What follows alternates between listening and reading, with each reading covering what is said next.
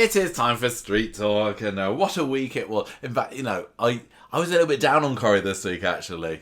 Sneak preview of today's Street Talk, but did I give any bang-ins this week? I might have given one, but I was kind of... Didn't like Mondays, did you? Yeah. No, I didn't. I did not like Mondays. I didn't like Monday as much as you did. I gave that one a bog standard. But I thought, this week just felt a little bit slow, especially after the big explosive flash forwardy type episode that was Monday. I was wondering, what's the momentum of the rest of the week going to be? But I suppose that's the thing with it being a flash forward rather than it being some big event. Like for the rest of the week, it's like, well, that's still in the future. There's nothing to react to. Nothing's happened with it. But we had a few little developments here and there. I'm interested to find out in a bit whether any of your thoughts or theories have changed about what's going to happen on April the 23rd following this week's developments. But we do have some clickbait first sent through by the lovely Jonathan. Thank you very much, Jonathan. And Gemma, I am going to ask you this. Who is the Express referring to when they say Coronation Street exit sealed for legend 31 years after debut as fans left devastated? This isn't a spoiler, is it? This isn't a spoiler. Is it ever a spoiler when Coronation Street exit is sealed in inverted commas? No. 31 years. I'll do the maths for you, Gemma. That takes us to 1995. So who's joined the show in 1995? And now, according to fans and the Express, their exit is sealed. Not anyone who was killed off in the flash forward. They've certainly not been in the show for 31 years. 31 seconds, some of them. 95? Yes. I don't think many people are around from then. No. It's quite a tricky Steve one. McDonald? No, 1989 was Steve McDonald. This is a character that was born back then. Right, okay. Because Tori and that lot were 96 or 97, yeah. And then, because Diana died, she couldn't cope with it. And 95 is when somebody was born, who's 31. Yes.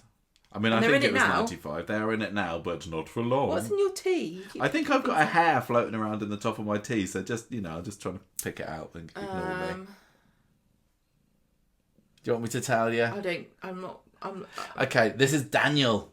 His exit is sealed, apparently, because according to one fan on a Facebook group that has now made its way into the Express, Will could kill Daniel.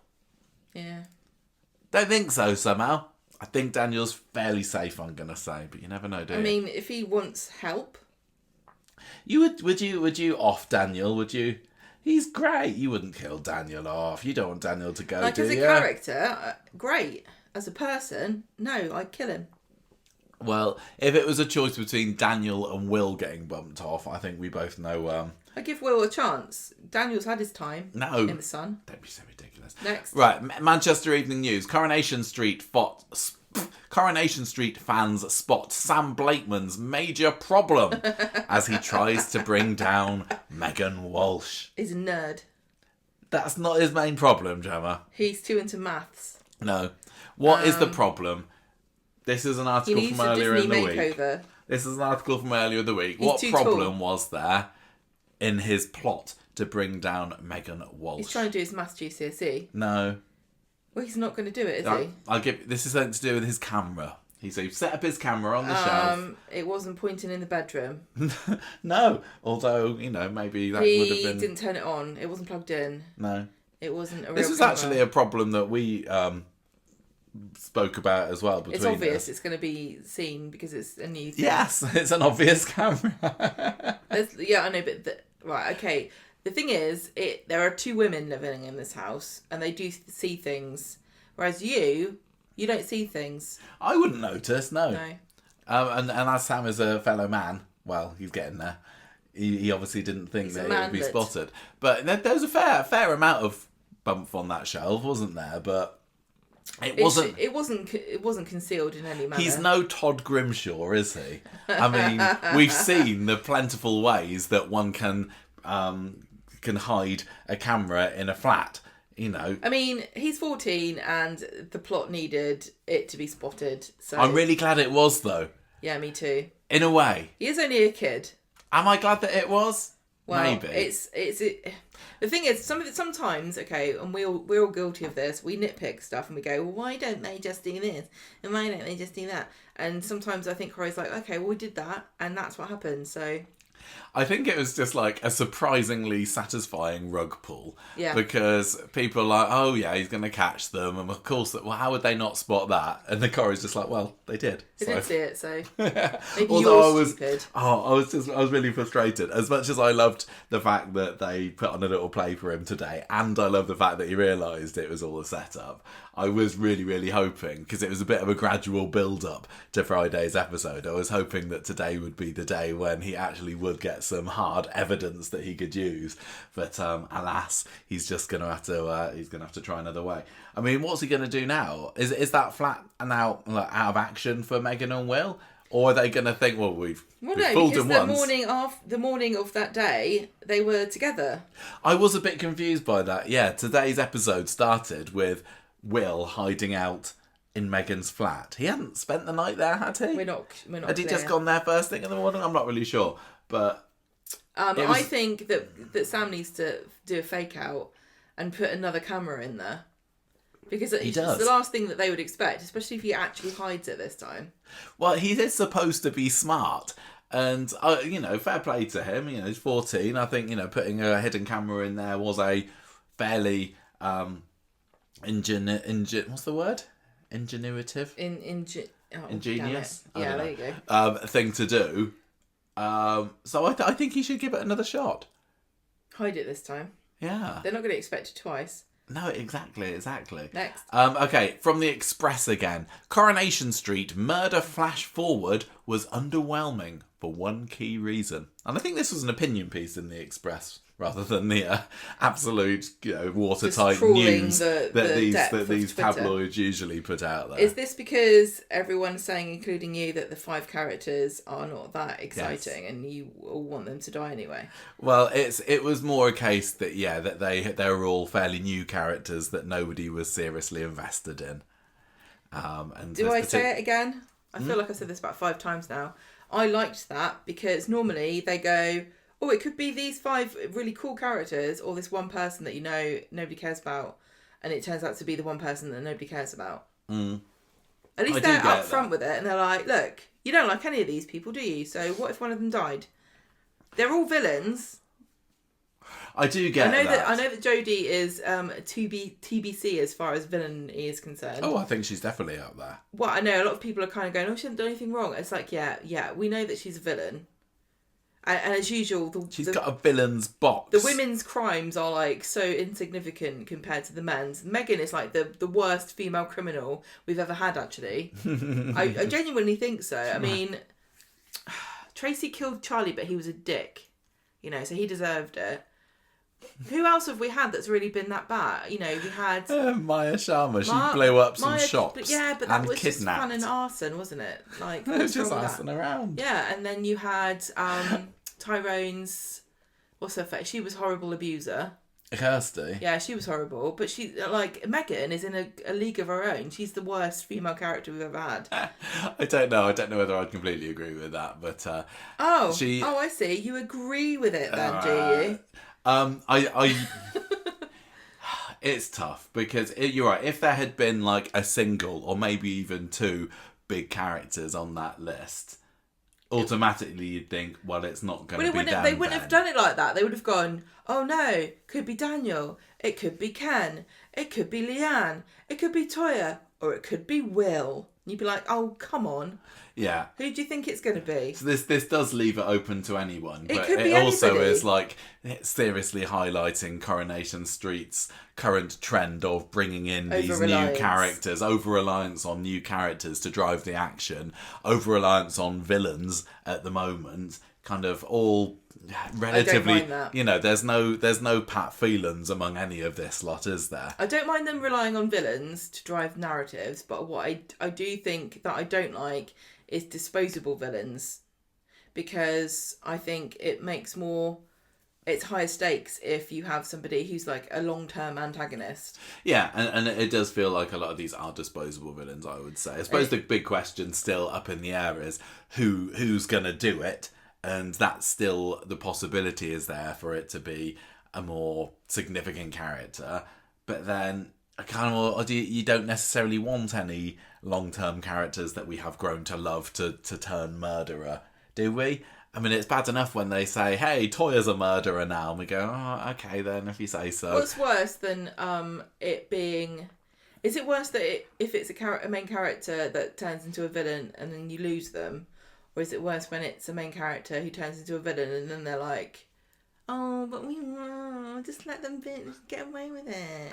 I do like to sometimes forget that Toya actually purposefully killed him. Who's worse out of Tracy and Toya? It's easier to stick my fingers in my ears about that one.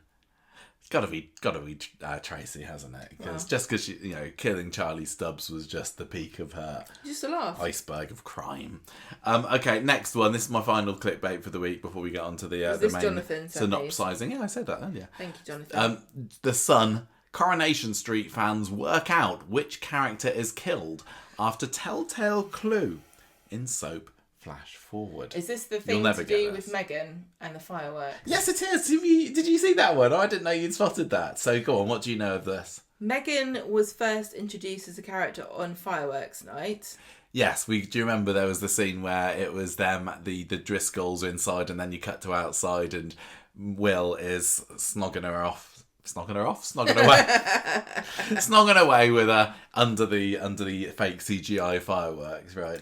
And then it would be a very neat and poetic ending if her final night was on the night of fireworks for Swala Wedding. Yeah, I don't mind the thinking there. I don't remember who it was that said this. An account on Twitter said this, and it was a very good observation, and I think they need credit for it, but I can't remember who it was. Do you remember? No, I've got no idea. Were they credited in this? Not got a clue. Probably. Oh. It's not a bad theory, but I think that I think it's really. I like it. It's a very I'm studying English at university theory. It's not anything that Coronation Street's gonna say. Hey, everybody! The clues were there all along. The fireworks who meant it to happen. It's not in universe. No, it doesn't make sense in universe. Right. Talking of that, we are going to start off... this was Claudette's tea. There we go, well done. They deserve to get credit for this because I do think that that people have run with that theory, but yeah, well done. And they're an Emmerdale fan, so... Oh, there we go. Right, anyway, as I say, I thought for the synopsis this week for Street Talk, we could start off with Monday's episode as a whole, because although it did a fairly good job of separating all the stories and continuing the cliffhangers from last Friday's episode, you did just have your occasional flashes back to the future again. So I'm going to put all that together. I just called it Future Villain Killing. Which is my still work in process. You're putting all of the flash forward stuff. Not listen to anything I say. Yeah, we're going to do Monday's episode on its own. Listen to what I say. Okay, fair enough. We're going to do Monday's episode on its own first, and then we're going to do Tuesday to Thursday split out into stories. Okay, right?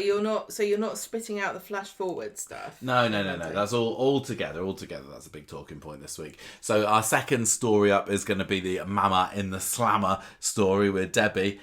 Sub-story title Chariot of Fire, because it's like we were right in our theory last week that Carl is planning to set the hotel ablaze, although I give no particular time frame for that, I suppose. We're going to talk about Sam Cam next, which is our bespectacled hero's attempts at catching his wayward PE teacher having it off with the son of the local landlord. Samantha Cameron, wasn't it? Huh? Prime Minister's wife, Sam Cam. She's called that. Oh, well, there we go. Got her again. I'm pretty sure I used this next storyline title when Lily was born, but I'll call it Lily Delivered because she's been delivering papers, although not really. So I don't really know with that one. But you could have that if she's got like anemia. Yes.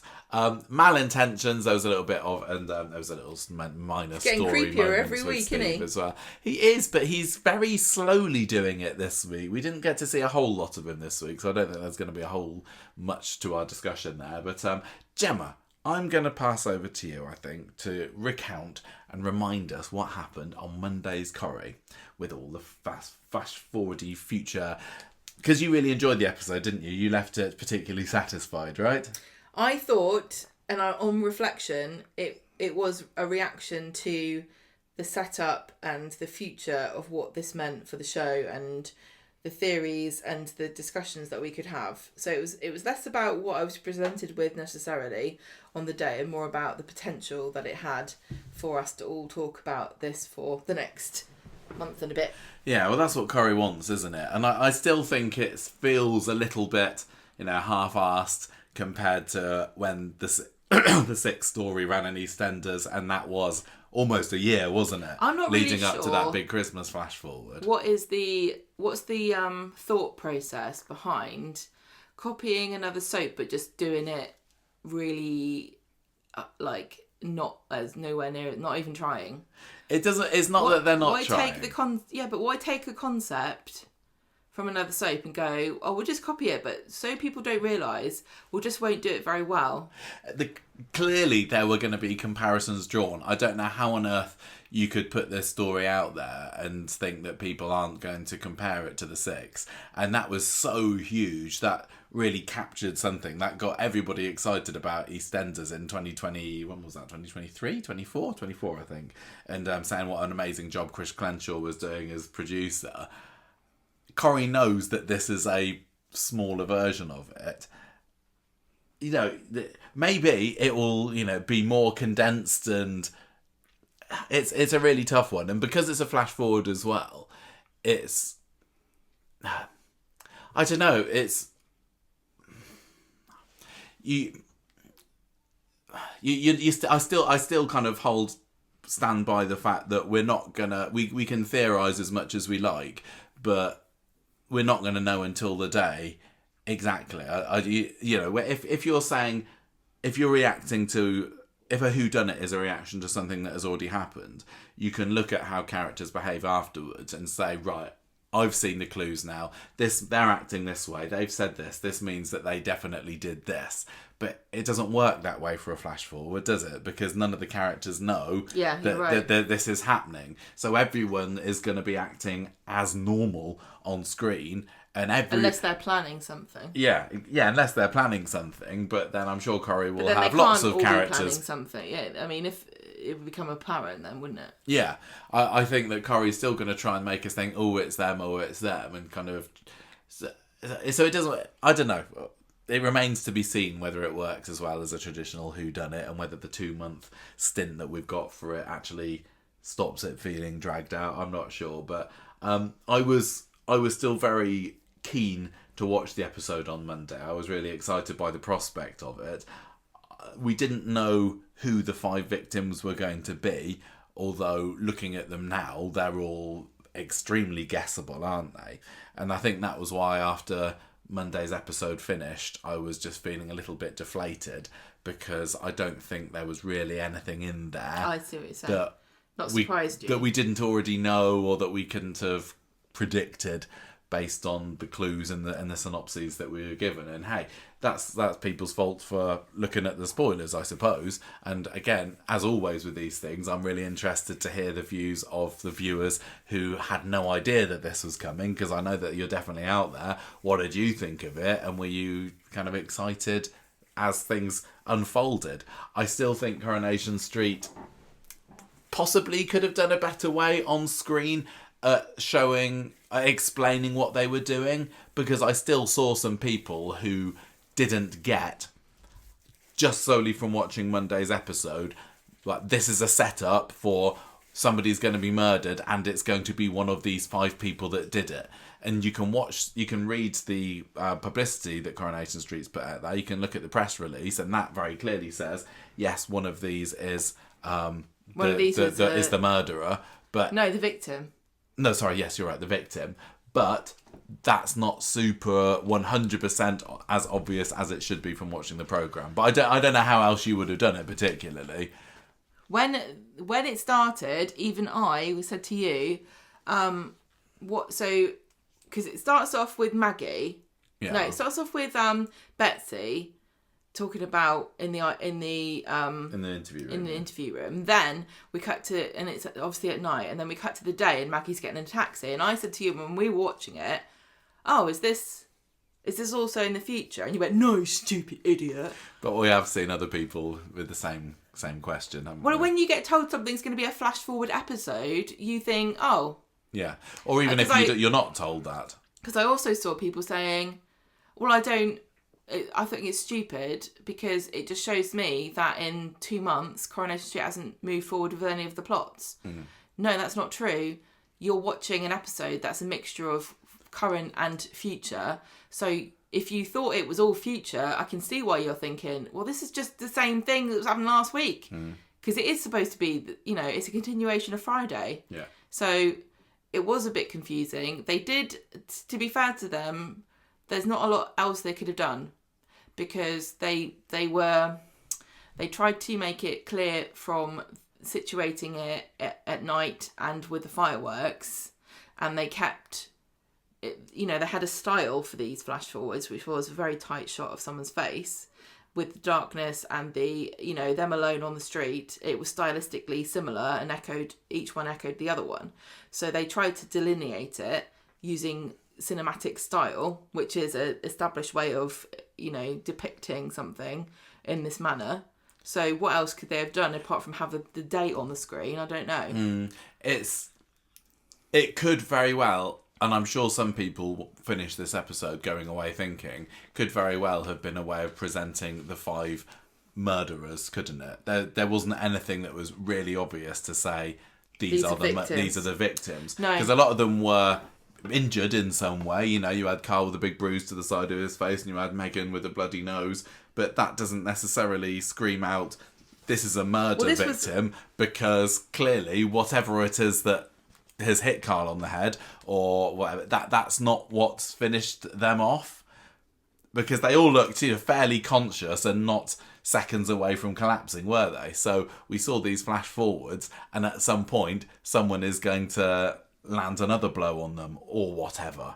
Yeah, they'd been attacked, but they weren't dead. If this was like the 90s, what we'd have had at the end of the episode is, who do you think is going to be the murder victim? If you think, blah, phone ITV on this number, 001. If you think it's going to be Megan, end in 002.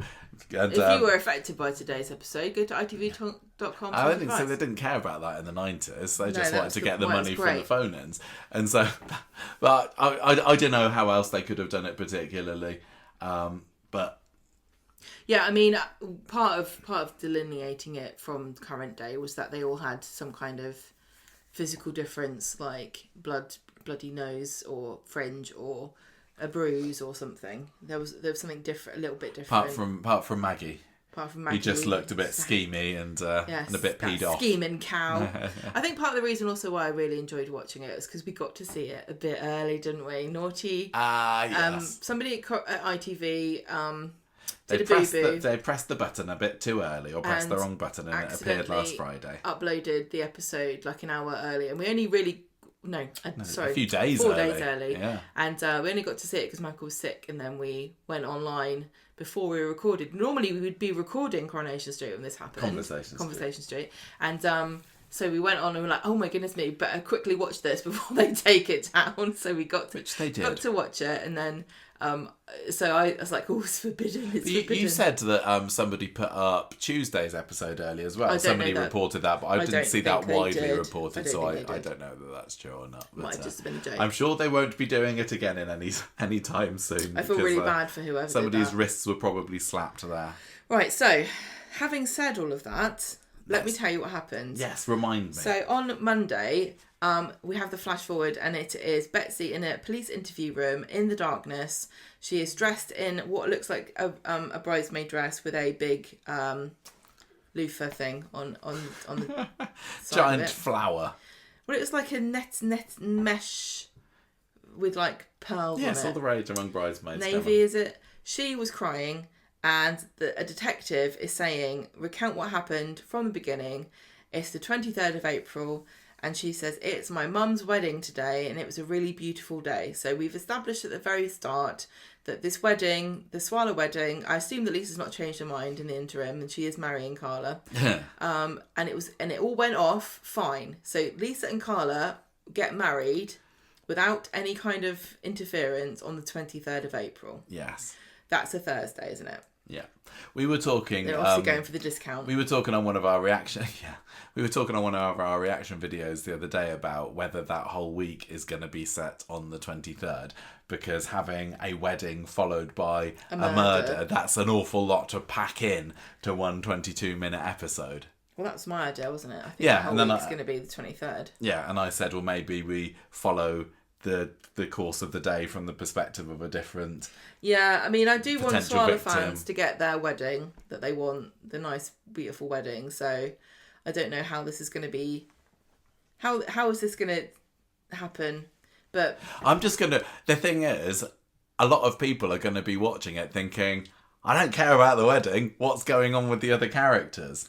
Yeah, with the best will in the world, not everyone is as invested, which is why they're Swallow fans in the first place. Yeah. Otherwise, they'd just be the average field. I wonder whether the bods at Coronation Street know that and will therefore minimise the amount of on-screen wedding time, because they know that a lot of people are so invested in finding out who's killed off that they'll be more focused on that. I don't know. It'd be really clever if every day of the week we got to see the wedding progress. Yeah. It's like, is it the picture of Dorian Gray where it gets older and older every... Yes. Like every day, so Monday maybe we follow Theo and you get to see Carla and Lisa getting ready, and you only really see Theo in the morning, and then on Tuesday you get to follow Carl and maybe they're getting to the venue and everyone's arriving, and then on Wednesday... I think that would be a really good way of doing it, and it would certainly be appeasing those Swallow fans out there that would very happily have a whole week dedicated to the wedding, even in small parts. But I could, if I were a hardcore Swallow massive fan at the moment, I would probably be a little bit annoyed to think that the wedding day of my two favourite shipped characters is being hijacked somewhat by a murder. I mean, I don't know how many people got married when we got murdered when we got married. No, I don't care actually. That's their business, not mine. Yeah, I don't know what's going to happen, but I'm fairly sure they filmed it this week. I think it has been filmed this week. I believe. Yes. So she says, Betsy tells the police officers in this interview that she's having in the darkness, because they haven't got the lights on. I think they're working on their circadian rhythms there. They've got some kind of like sleep issue. And so at night time, they're like, let's turn the lights off. Mood lighting. They take some melatonin and do this interview. So she says, me and Lauren went to town, but I forgot my ID, so I came back, and that's when I saw it. I'm really interested to find out what on earth is the reason for her going to town. We heard somebody say, wedding. Loads of teenagers go clubbing after a wedding. Is that a thing? I don't know. It genuinely... It sounds a bit rude to me. I genuinely think that is incredibly dependent on... I don't think lots of teenagers go clubbing after a wedding, because it really depends on where the wedding is being held, for a start. Lots of them are in the middle of the countryside. You cannot go clubbing. And also, lots of kids don't have the autonomy to go off doing stuff like this. Lots of parents wouldn't like it. Especially on your own mum's wedding. Yeah. That's just weird. Anyway, she comes back and she sees it, and we find out find out later what that it was, but obviously going into it we knew exactly what it was. So we come back to the present, and Maggie is getting into a taxi, and this is her going to see Will at the police station. To go and do a bit of fibbing, yes. Carl and Jodie are looking at each other, and Theo is spying out the window. So all of these four characters are in the flash forward, but we don't know this yet. No, you're right, actually. So Theo is back from being with his mum, and he has still got Todd under his financial control, and he is giving him some coins for running, so he gets £1 for every mile that he runs. And so Todd dutifully puts them in his special secret tin, which is not very secret at all, because it gets found later. The Driscolls are talking... Like the camera, isn't it? Things just getting discovered this week. People need to do a better job on Corrie of secreting them away. Yeah, they do. Look for the dustiest place in your house, because that's where you can put anything. Jodie's doing a good job with her secret box, isn't she? Yeah, she keeps opening it right as people walk through the door, and nobody's found it yet. So the Driscolls are talking about... That's the biggest out of all of the things, isn't it? What? Jodie's box is bigger than the secret camera and the secret tin. Yet she's still able to hide it.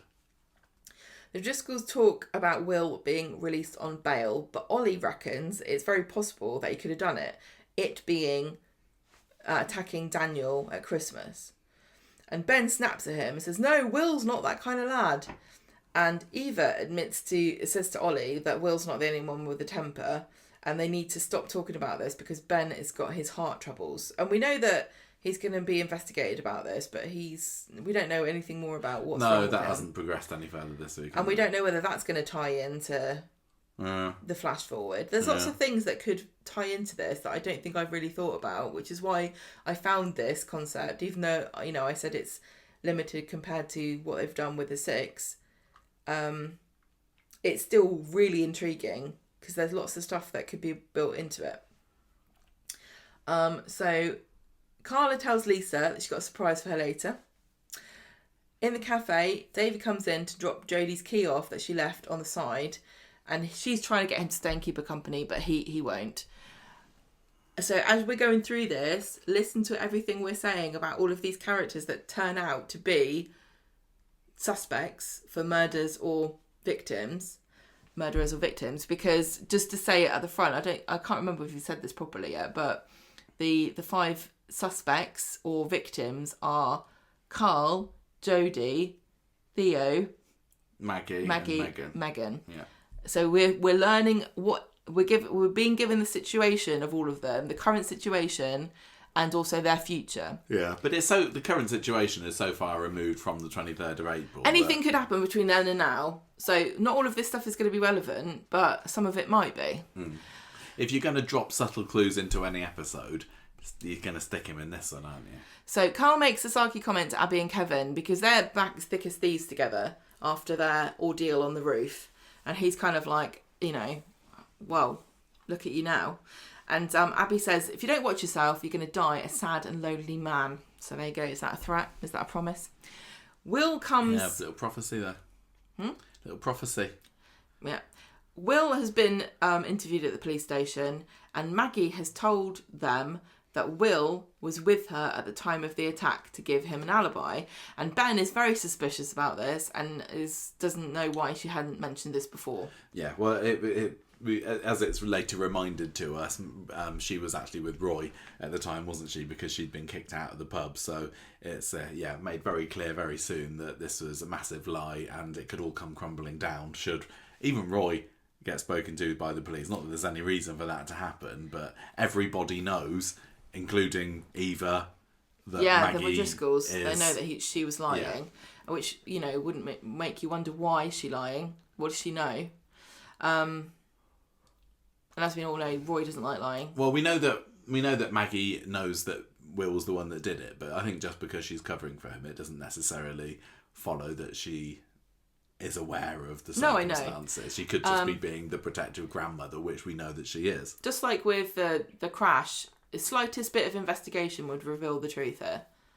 But as usual, Kit and Lisa are too busy with their personal lives to do any actual work. Although I think, isn't Lisa still on desk duty at the moment? Because of the I don't whole remember, actually. debacle, her wife being alive. So, at the pub, Eva says to Megan, I want a word with you. Do you think, privately, that Will attacked Daniel? And Megan says, I don't know, but I hope not. And, maybe Daniel's jealous of Will. And Eva says, if he did this, it would be over something bigger than a stupid crush. So Eva's got no idea still what's going on between her and Yeah, so what's going to happen first? Is Eva going to find out that Will is in love with Megan, and then she's going to infer, hang on a minute, he must have done it? Or is she going to find out that he did it and then say, well, does this mean that he's got stronger feelings for Megan? I wonder what's going to be the first reveal there. Jodie comes home later and she tries to give Shona some money for rent, but Shona refuses. And then Jodie offers to cook them dinner. Oh no, take them out for dinner. And they thought that they were going out just together, but she books a table for 3 people. So she kind of muscles in on their date. At the hotel. At the Chariot Square Which Hotel. Which is where everybody seems to converge. Yeah, because Lisa meets Carla there because there's been a cancellation on the 23rd of April, Classic. a design fair, and they've pulled out because it's St George's Day and they've got other things to do. And so Carla proposes a little tiny wedding on that day, and Lisa's like, what? No, it's not soon enough. I would love to get married to you on the 23rd of April. And they have a hug. Nice bit of acting from Ryan Prescott in the background there, where he's steering the champagne backwards and forwards. A little bit of a callback to Carla when she tried to propose with the ring and the champagne as well. Very presumptuous of him to prepare 3 glasses, but we won't hold that against Ro, will we? Yeah. Uncle Ro. So, flash forward, Betsy says the thing she had seen is a dead body. And she's asked, did you know the victim? Who is it? And like we said on our reaction video the other day, she doesn't particularly know any of these characters at the moment intimately well at the moment, does she? Apart from I live on the same street as them. The inference is that she knows of them. Everybody knows each other. The question is she going to get close to some of them or all of them over the next however many weeks it is, 8 weeks? Or is it still just going to be no, I know them because they live on my street? And I don't know if you've written this down, but there was something that she said about nobody, it doesn't matter what they did, nobody deserves to die like that. Oh, yeah. And so all of these people have done something bad that you would say, oh, well, they don't, it doesn't matter what they did. But I don't think that Betsy's going to know what everybody's done. Well, she's going to have to, otherwise it's going to be obvious. Why? If she finds out she has to find out right before they die, because otherwise, in the run up, if she finds out that Megan's a pedo, then she'll go, oh, it's her that's died because she said. That's one of the clues, isn't it? Yeah, I guess so. But it's not really a clue because all 5 of these people. I mean, Jodie's the one who hasn't done anything particular yet, but we suspect her of many things. Yes. Don't we? And also the other thing was no one deserves to die like that, which is very sinister and makes me wonder what it actually is that they die of, because it sounds gross. Is it something gross and gruesome? It doesn't have to be. It could just be, they're found with their head claved in. Like you could say about but that's Craig still horrible. Tinker. Yeah, I know, but it, there's nobody deserves to die like that and horrible, and there's like absolutely with a Joker smile carved into their face, or their guts pulled out, or... Well, yeah, it's gross. So, the other thing also that we haven't said is that it could be an accident. Like, just because somebody has died and the body was discovered doesn't mean that it was done on purpose. I think it'd be a massive cop-out. And Corrie has got form for massive cop-outs on these whodunits. And normally it's the person who done it is the cop-out because it's somebody you didn't suspect because they didn't tell you because they weren't a suspect. I think Corrie has said it's a murder. It's a killing. Yeah, but the thing is, I don't agree with all of this extraneous dialogue and narrative about something. It should all be obvious from what you're watching, what is happening. You shouldn't need to give additional information to be able to follow the story of a soap. Yeah, I suppose they could have given information about it could have been how they were found. But I mean, at the very least, they could have, at the very start of this episode, during the interview, they could have gone, Betsy, you do understand this is a murder investigation. Then that would have cleared it up completely. Yeah. That element of it. But I think a lot of people aren't even considering the fact it could be an accident. It won't be. I don't know. I don't rule it out because I know what Corrie's like. They like to, despite what Ian McLeod says about always going for the biggest possible, sometimes they do just cop out. Yeah. And it's always when you don't want them to. So anyway, after the break, the detectives say, "Thank you, Betsy, for your help. Do you know of any reason why somebody would want this person dead?" Which again infers some kind of extra knowledge that Betsy doesn't currently have about any of these people. That she might gain in the next few weeks. Yes. So, back to Megan and Daniel in the booth, and he is still insistent that it was Will that attacked him.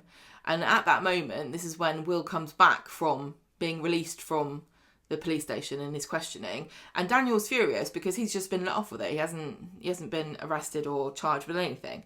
So Daniel squares up to Will and pushes him, and this is when Ben jumps into his son's defence and says, "Anyone who pushes my son won't live to tell the tale." And this is interesting because obviously Will, Ben and Daniel aren't anywhere in this list of possible victims. So we're supposed to think that this might be Megan. Yeah, because this immediately flashes to the first little potential victims flash forward, doesn't it? Which is Megan outside of the Maisonettes, I think it was, with a bloodied nose and a fringe. And lipstick, red lipstick. She's clearly been out somewhere for a nice night. Maybe she's been to the wedding. And we said this, didn't we, in one of our initial reaction podcasts. So we did 2 of them. So if you're really interested, you can listen or watch both of them. I don't think any of these people would be invited to the wedding. I don't think any of them have any links to Lisa and Carla. I don't think that Lisa and Carla either are the kind of women who go, I'll just invite everybody. Well, I don't think that Lisa's going to be like, you know what, I'm going to invite the local villains to my wedding. Theo, they don't know him. Maybe that can be the theme, like Cops and Robbers' wedding. They don't know Theo. He's a scaffolder. Well, Theo's done some work on the factory once, and that's about as far as it's gone. But not enough to warrant a wedding invite. I mean, Megan is dating Daniel, who is Carla's ex-husband's brother. Yeah, it's. You've got Maggie, who's just the local pub owner. You've got, who else have we got? Jodie, next door neighbour. You know, the sister of the next door neighbour. I don't know whether you would invite her, and I can't remember who else I've got left. No, I don't know. You're right. None of them would be invited if I was Lisa and Carla. No, which is why I think that it makes it easier for the episode, doesn't it? Because there'll be the scenes at the wedding, and then everybody else will be somewhere else, running around being clobbered or bashed on the nose or what have you. So flashback to Monday. Eve's telling Ben that Roy took Maggie to the hotel that night, so there's no way that she can be Will's alibi, even though that's what she said. And Ben's like, well, it doesn't matter because Will didn't do it, so if they've got to tell a white lie to get him out of it, then they'll do it. And this again shows the Driscolls are very loose with the law. You know, they don't mind bending rules to get what they want. Well, especially if it's Maggie. I wouldn't say that Ben was, quite so. Well, Ben's backing her up. Yeah, I think. Don't forget that really weird, sinister conversation that Ben and Maggie had when they very first started in the show, where they had that discussion about, I can't remember what it was, but it was something where you're like, these guys obviously are dodgy. There's something going on here. Do you remember? Do you know what I mean? They were walking down the road. Yeah, but I think that Ben is more acting in this way just because he does 100% think that Will is innocent here. I don't think he's even entertaining the idea that his precious boy would do this. So I don't think he's covering it up in the same way that Maggie is clearly covering it up. But I think that Will would still cover for Will. Ben would still. Ben would, yeah. Maybe. But at the moment, you're right, he's not doing that, but Maggie is. Maggie knows for a fact that he did it because she watched him doing it. See, I think that if and when Ben finds out that Will did this to Daniel, he's much more likely to just come down on him like a ton of bricks in the strict father sort of way. And I don't know whether he would march him down the police station. Absolutely no way. But maybe that's just because he'd be scared of what Maggie would do. But I think he wouldn't want his son to get in trouble. He'd protect him. He would protect him from the law, but I think he would, do his own kind of making sure that Will got what's coming to him, because we know that Ben is a real disciplinarian when it comes to parenting, isn't he? And he's not going to let Will get away with doing this. I mean, no, exactly. But I also think that Maggie, if she found out that the reason why Will attacked Daniel was because he was in a relationship with Megan, she would blame Megan, and she's inadvertently covered for this paedophile. If she hadn't interfered, it might have come out that Will was being groomed. But because she interfered in that process of him getting justice for what he'd done, then it might have come out earlier. And so I can see her then, that being a really good motive for her to kill Megan, or try to. Yeah, totally. So, Eva walks past Maggie and tells her that she does not like the lies or the example that she's setting for Will, and it's illegal. And Maggie then says, you don't have any idea the length I'd go to protect my boys. I'd give my life for them. Then we have the flash forward of Maggie standing outside of the pub, and her expression is probably the most interesting to me, because she looks quite satisfied, triumphant. Yeah, triumphant. A bit scared, maybe a little bit but mad. Scared, but really she's angry. She's fuming. I think in the first one she's more fuming, and then the second time we see her, when there's the spinning, the spinning at the end of the episode, she's looking more triumphant. Do you think that she is preparing to do something, or she's done something? Like, is she decided, like, right, I've got to kill Megan, or I'm still at the moment. I'm glad I killed Megan. At the moment, I am still sticking with the theory that somebody else kills Megan. No, sorry, that maybe Maggie kills Megan and then she pins it on somebody. Yes, I said that to you. Yeah. No, but I agree with it. Yeah. I think that's a good theory. But I don't know, would Maggie actually get her hands dirty, or would she be more likely? She pushed Alan down the stairs. I know. Depends on what happened to them. But what Betsy said makes you think that it was something gruesome. She's either pinned Megan's death on somebody, or she has given somebody some information and thinks, well, Megan's for the chop now, because I've really riled this person up with this information. Yeah. Because she could just have been like, oh, my poor grandson, he's been taken advantage of by this Scarlet Woman, and getting Daniel maybe to kill Megan. Yeah, potentially. Or thinks that she's done that. I mean, the other thing that we said, I don't know whether Maggie is more of a person who's more likely to just want to do it herself, because does she want to trust somebody else to do her dirty work for her? I don't know. The other thing that we said in our initial reactions is that just because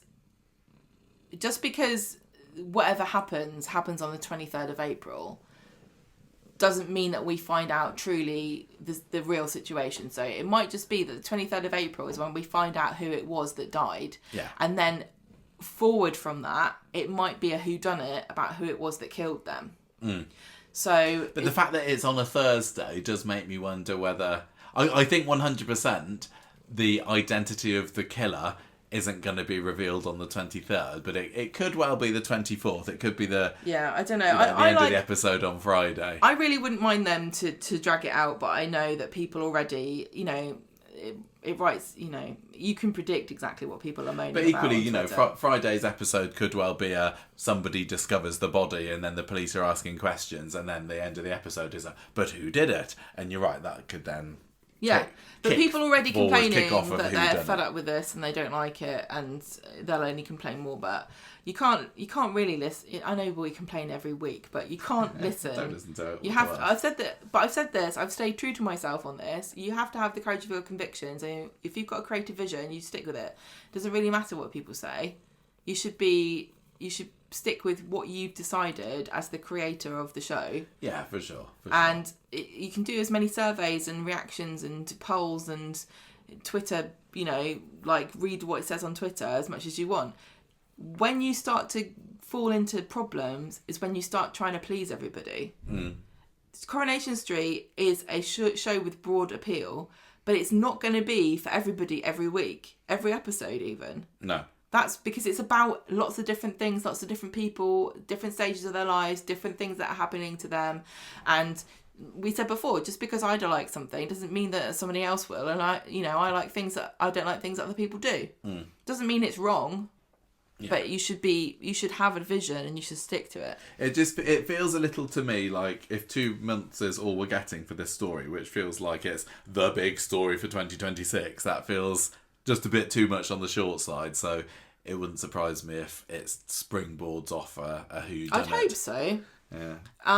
And one of the things we always said about the tram crash episode was that it was good because it turned into a bunch of other storylines. Yeah. Right, so Maggie's scheming outside the pub in the flash forward. Then we go back to Monday, and Carl is in the booth of the Rovers getting completely drunk and heckling Kev, who is talking to Glenda, and Kev calls him pathetic, and tells him that everything that's happening to him is karma for what he's done, and tells him that you're getting what's coming to you. And this is also when I loved Carl going boo hiss, telling Kevin, and he also insinuates, he says something about, oh brother am I, I'm your brother, which doesn't work. Kevin doesn't work it out until doesn't stay secret for long. So then we have the flash forward to Carl outside the garage. He looks quite satisfied and pleased with himself, but he has a bruise on his eye and he's also got a bag over his shoulder. So to me, it looks like maybe he's had some kind of altercation with Ronnie or Kevin, but he's off to Germany with a big load of money. I can't believe that that's the date he chooses to set the hotel on fire, because I know that he's been sorting out evacuation plans and he certainly isn't intending for anybody to die, but I think if you're going to do something like that, you probably wouldn't pick a day when you know that all your friends and neighbours, not that they're brilliant friends to him, are likely to be in there. I'd probably pick it on a more... It's only going to be a bunch of randos that get... There's always people singed at the Chariot Square Hotel that he knows, Michael, because it's such a great venue. This is true. So, Sally and Tim, back at Monday... Back in the past. Are at Chariot Square having a date night at the same time that Carla and Lisa are there having their discussion. And Sally's ears are twitching when she hears them discussing this cancellation, and they have to then admit to her that they are having the wedding on the 23rd. Who else should be there at the Chariot Square Hotel? I mean, this would be a great time to burn it down, if you ask me. There's lots of people they could get rid of. None of whom I'd like them to get rid of, but it would still, out the herd, wouldn't it? David and Jodie and Shona presumably is in the loo. Yeah, she starts off with them and then heads off. Jodie's telling David that he and Shona are a safe couple and assumes the passion is gone. And when the food gets brought out, Jodie says to David in a very provocative way, why do I always want what Shona gets? And then she looks him in the eye and then she nicks a chip and says, I should have ordered the fish and chips. She doesn't mind sharing. Then it flash forwards to Jodie looking dramatic outside of the Platt's house, and she's got what looks like a little bruise on her cheek. She looks like she's on the run from someone, isn't she? She looks worried and hunted. I can't particularly think at the moment who that would be hunting her, because her links on the street are very, very narrow, and she's got David, potentially, who could have come after her, or Carl. But yeah, she's dating Carl. She's or Shona. Shona could get quite cross. Yeah, but she also looked, we've seen that look in her eye once before, which was in the Corriedale episode, when she was on the run from that. And some people have speculated about their link with Corriedale and Graham, who's the character who had her in the van. I can't believe for 1 second, especially given what Ian McLeod has said recently about the crossover, that it would be anything to do with Graham, and if it was, it would be the ultimate cop-out. Maybe we do know that Coronation Street of late has been fans of having characters running away from faceless gangsters. Yeah. Curtis, Harvey. Honestly, if Graham just rocked up on the 23rd of April and killed Jodie and buggied back off to Emmerdale, I think I'd riot. Yeah, that would be I'd be on a train the next day. I think that Jodie is incredibly safe at the moment in the whole who's going to get bumped off, don't you? She's my least suspected She'd be victim. The most disappointing one, because it really would be the ultimate case of, so what? She's only been on the show for, at that stage, just under 4 months. Well, she's got more potential than just... I mean, yeah, and it's not like... It's no slight on her character to say that it would be a cop-out, because... And you're right, who cares? It's not through lack of trying, but Coronation Street hasn't had time to establish any reason whatsoever for anyone to care whether she lives or dies. No. And that, again, no slight on her or the story, but you can't build intrigue in how many months? Well, you can, but I don't think that they will with her. You can't, what? No, I'm talking about now. Right. Okay. She's been in it 2 months. Yeah. Well, less than a month and a half she's been in it. And also, she's shown a sister, so I'm wondering if there is redemption in sight for her, if they want to keep her. I'm not bothered one way or the other with her particularly, because I think she's just a bit of a thorn in the side for a couple that I really like.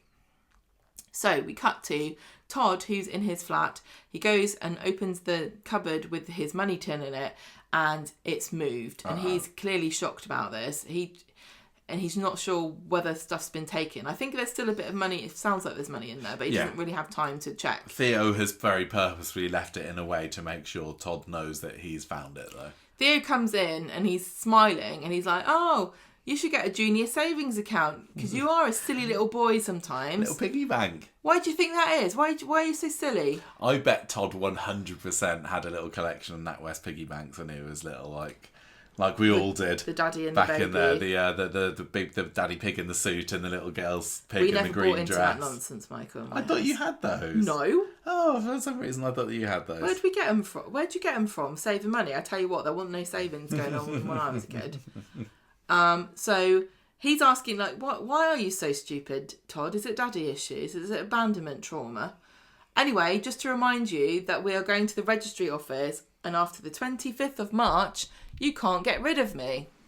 I suppose that was a big unexpected reveal, but it felt really low key. No one is talking about this. Nobody's talking at all about the fact that, 4 or 5 weeks' time, we're going to be having a Theo and Todd wedding episode, potentially. It seemed like an odd place to drop it in. The 2 gay weddings got set up in the same episode and only one is being talked about. Yeah, I don't know what the purpose of not showing this, we're going to set a date, apart from it was shock value at the time.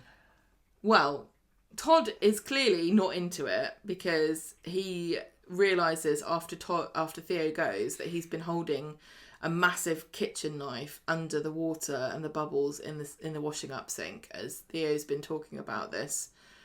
So is that the thing? It doesn't really fit in with the rest of this because the 25th of March is a bit before the 23rd of April, isn't it? So if Todd sort of throws off the shackles of Theo's relationship, it would have happened like a month before this possible murder. Yeah, which to me means that it's more likely that they're going to get wed. Do you think? Because if they don't get married on that day, then they're going to be split up, aren't they? Well, yeah. I can't imagine a situation where they're still an item but not married, because Theo wouldn't have it. Well, Theo might just be messing with Todd's head. I don't know. But anyway, the flash forward then, the final one reveals the potential victim of Theo. And he kind of is quite hard to read in his little spin. Well, I thought it looked a little bit like he was a bit in shock, having just been attacked, because he's got a bloody eyebrow. I mean, he's got no massive gaping kitchen knife-sized stab wound coming out of him, I'll tell you that. Yeah. But it looks like he's just been attacked. And he's just gone outside and is a bit surprised by it all. Then we have the montage of everybody spinning around in their separate areas. And again, like I said, not necessarily this is happening simultaneously, because it would be quite funny if all 5 characters were just standing individually in the street looking worried. Then it ends with the voiceover of Lauren and Betsy as they find this body. Betsy screams, and they're singing whatever song it was that Carla and Lisa picked. I don't remember.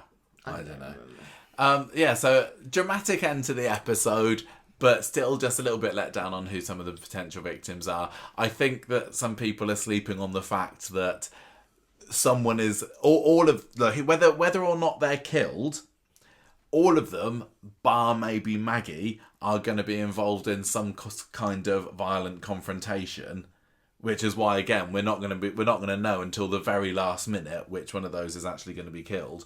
But also, whatever that violent confrontation is, it doesn't kill them. So Theo is going to end up with a cut, right? So can you see that being anyone other than Todd that delivers that to him? Could it be Summer, maybe? But the trouble is, I can't see these all happening individually in a satisfying way in 22 minutes. Well, yeah, that's why we talked about there maybe being a brawl or something that they're all involved in. It would make sense. It would make sense. I mean, part of the reason why I think that they all had some kind of wound was to show you that this is a different time. Yeah, it marks them, doesn't it? Yeah. Marks them out as this is happening in the future, not now. But I think that if we did go down the route of each episode that week is focusing on a different character, you could have, Monday ends with Todd slashing at Theo. End of the episode. Tuesday ends with... I still can't figure out who it would be for Jodie, because I can't see David hitting Jodie, could you? I could see Shona doing it if she realised what's going on. I can't see anyone wanting to kill, at the moment, I think we've already established not wanting to kill her. It just feels quite unsatisfying. But somebody has got to attack them. I can see... you mean Jodie? Jodie, yeah. Carl, he's got the person that's got probably the biggest and widest list of potential people who want to stick one on him. So he is gonna be in a fight with somebody. Is Kevin gonna just punch him again? Is it gonna be Ronnie? Is it gonna be Ryan? Who knows? It could be anybody. And then Megan, obviously, she's definitely going to be attacked at some point, which to me means that between now and then, the whole thing with her and Will is definitely going to come out. And I think that probably, maybe that's why it made sense that Sam didn't catch them on the Sam cam this week, because that would have brought the reveal a little bit too close. Yeah. It feels to me that whoever it was that had made or gave Megan that bloodied nose, they've just found out about what she's been getting up to and they've not been happy with it. So that's going to mean it will be somebody like Ben, or I don't know whether Ollie, whack around the face with a frying pan maybe. But, you got the Battersbys, you got Toya and Leanne, and they're both very scrappy. And obviously incredibly protective of Sam. Nick, maybe. I think that's probably what's going to happen beforehand. And I think that my until I get any other evidence to the contrary, I'm saying that one of those is going to find out about what Megan's been getting up to.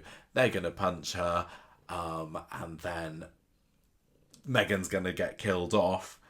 Maggie will then pin the death on whoever it is that punched her. And quite possibly that person might think, oh, it was me that did it. But it depends on what the body's looking like, So you think... If Toya has punched Megan round the nose, but then her body is found mangled and with a head stoved in, Toya would be like, I'm pretty sure I didn't do that. But so you think it's going to come out Megan is a pedo, and then Maggie's going to kill her after she's had a fight with somebody? Yeah. I think something's going to happen with Theo. Lots of people are saying that this is about the right time for Theo to go. But I think Megan is my pick for the victim, because I think she's irredeemable. But the same for Theo. I think that maybe it's got to be Todd does something to him or leaves him, or maybe it's the end of him and he just leaves the show in that time. But he's not gonna escape, is he? That's not gonna be the end of Theo. No, I think maybe just Todd stands up for himself and kicks him out. Yeah, maybe. Well, I'll just have to see. And Carl, do you think that all 5 of these characters will be gone by the end of April? Maybe.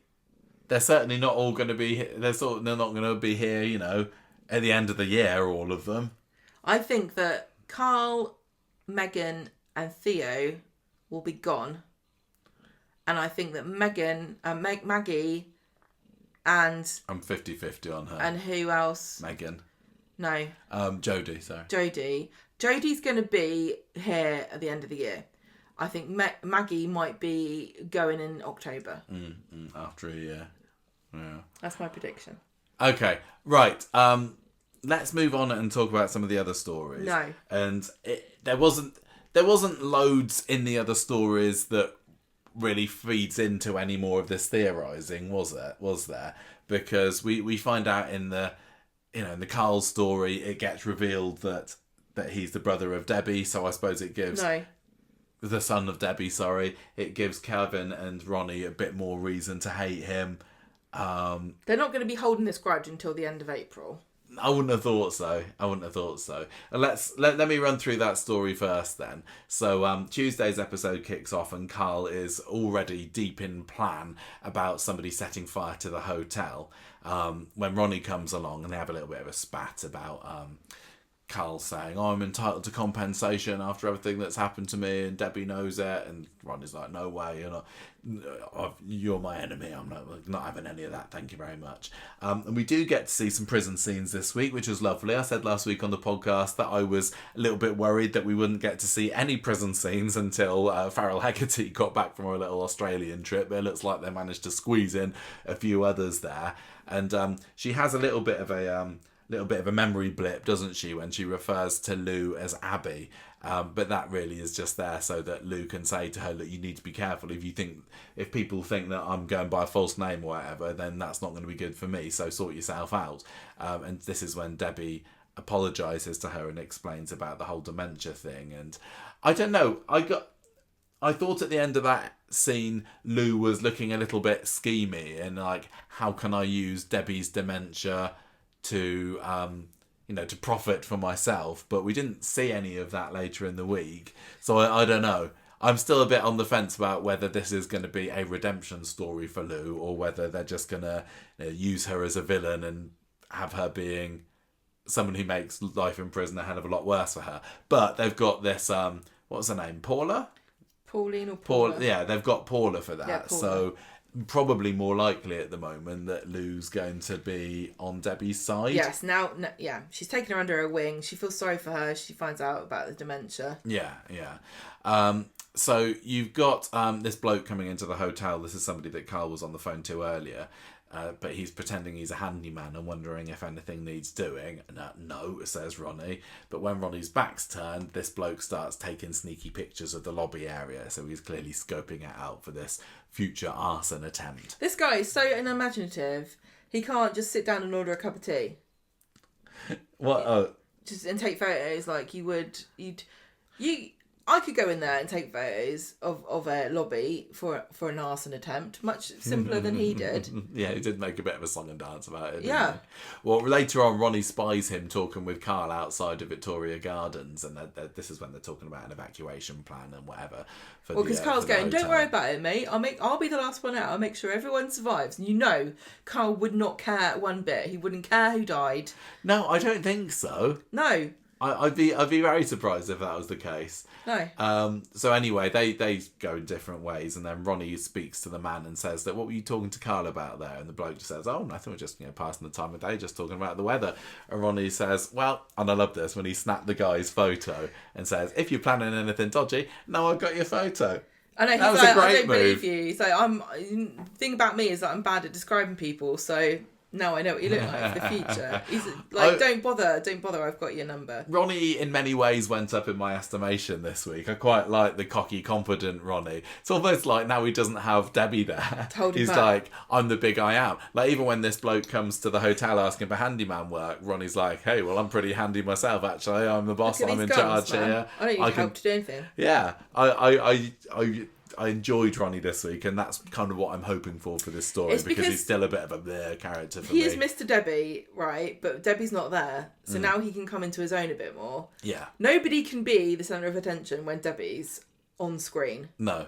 So now he finally can thrive. You'd have thought that the best thing for him would be his wife getting locked Banked in up. prison. Yeah.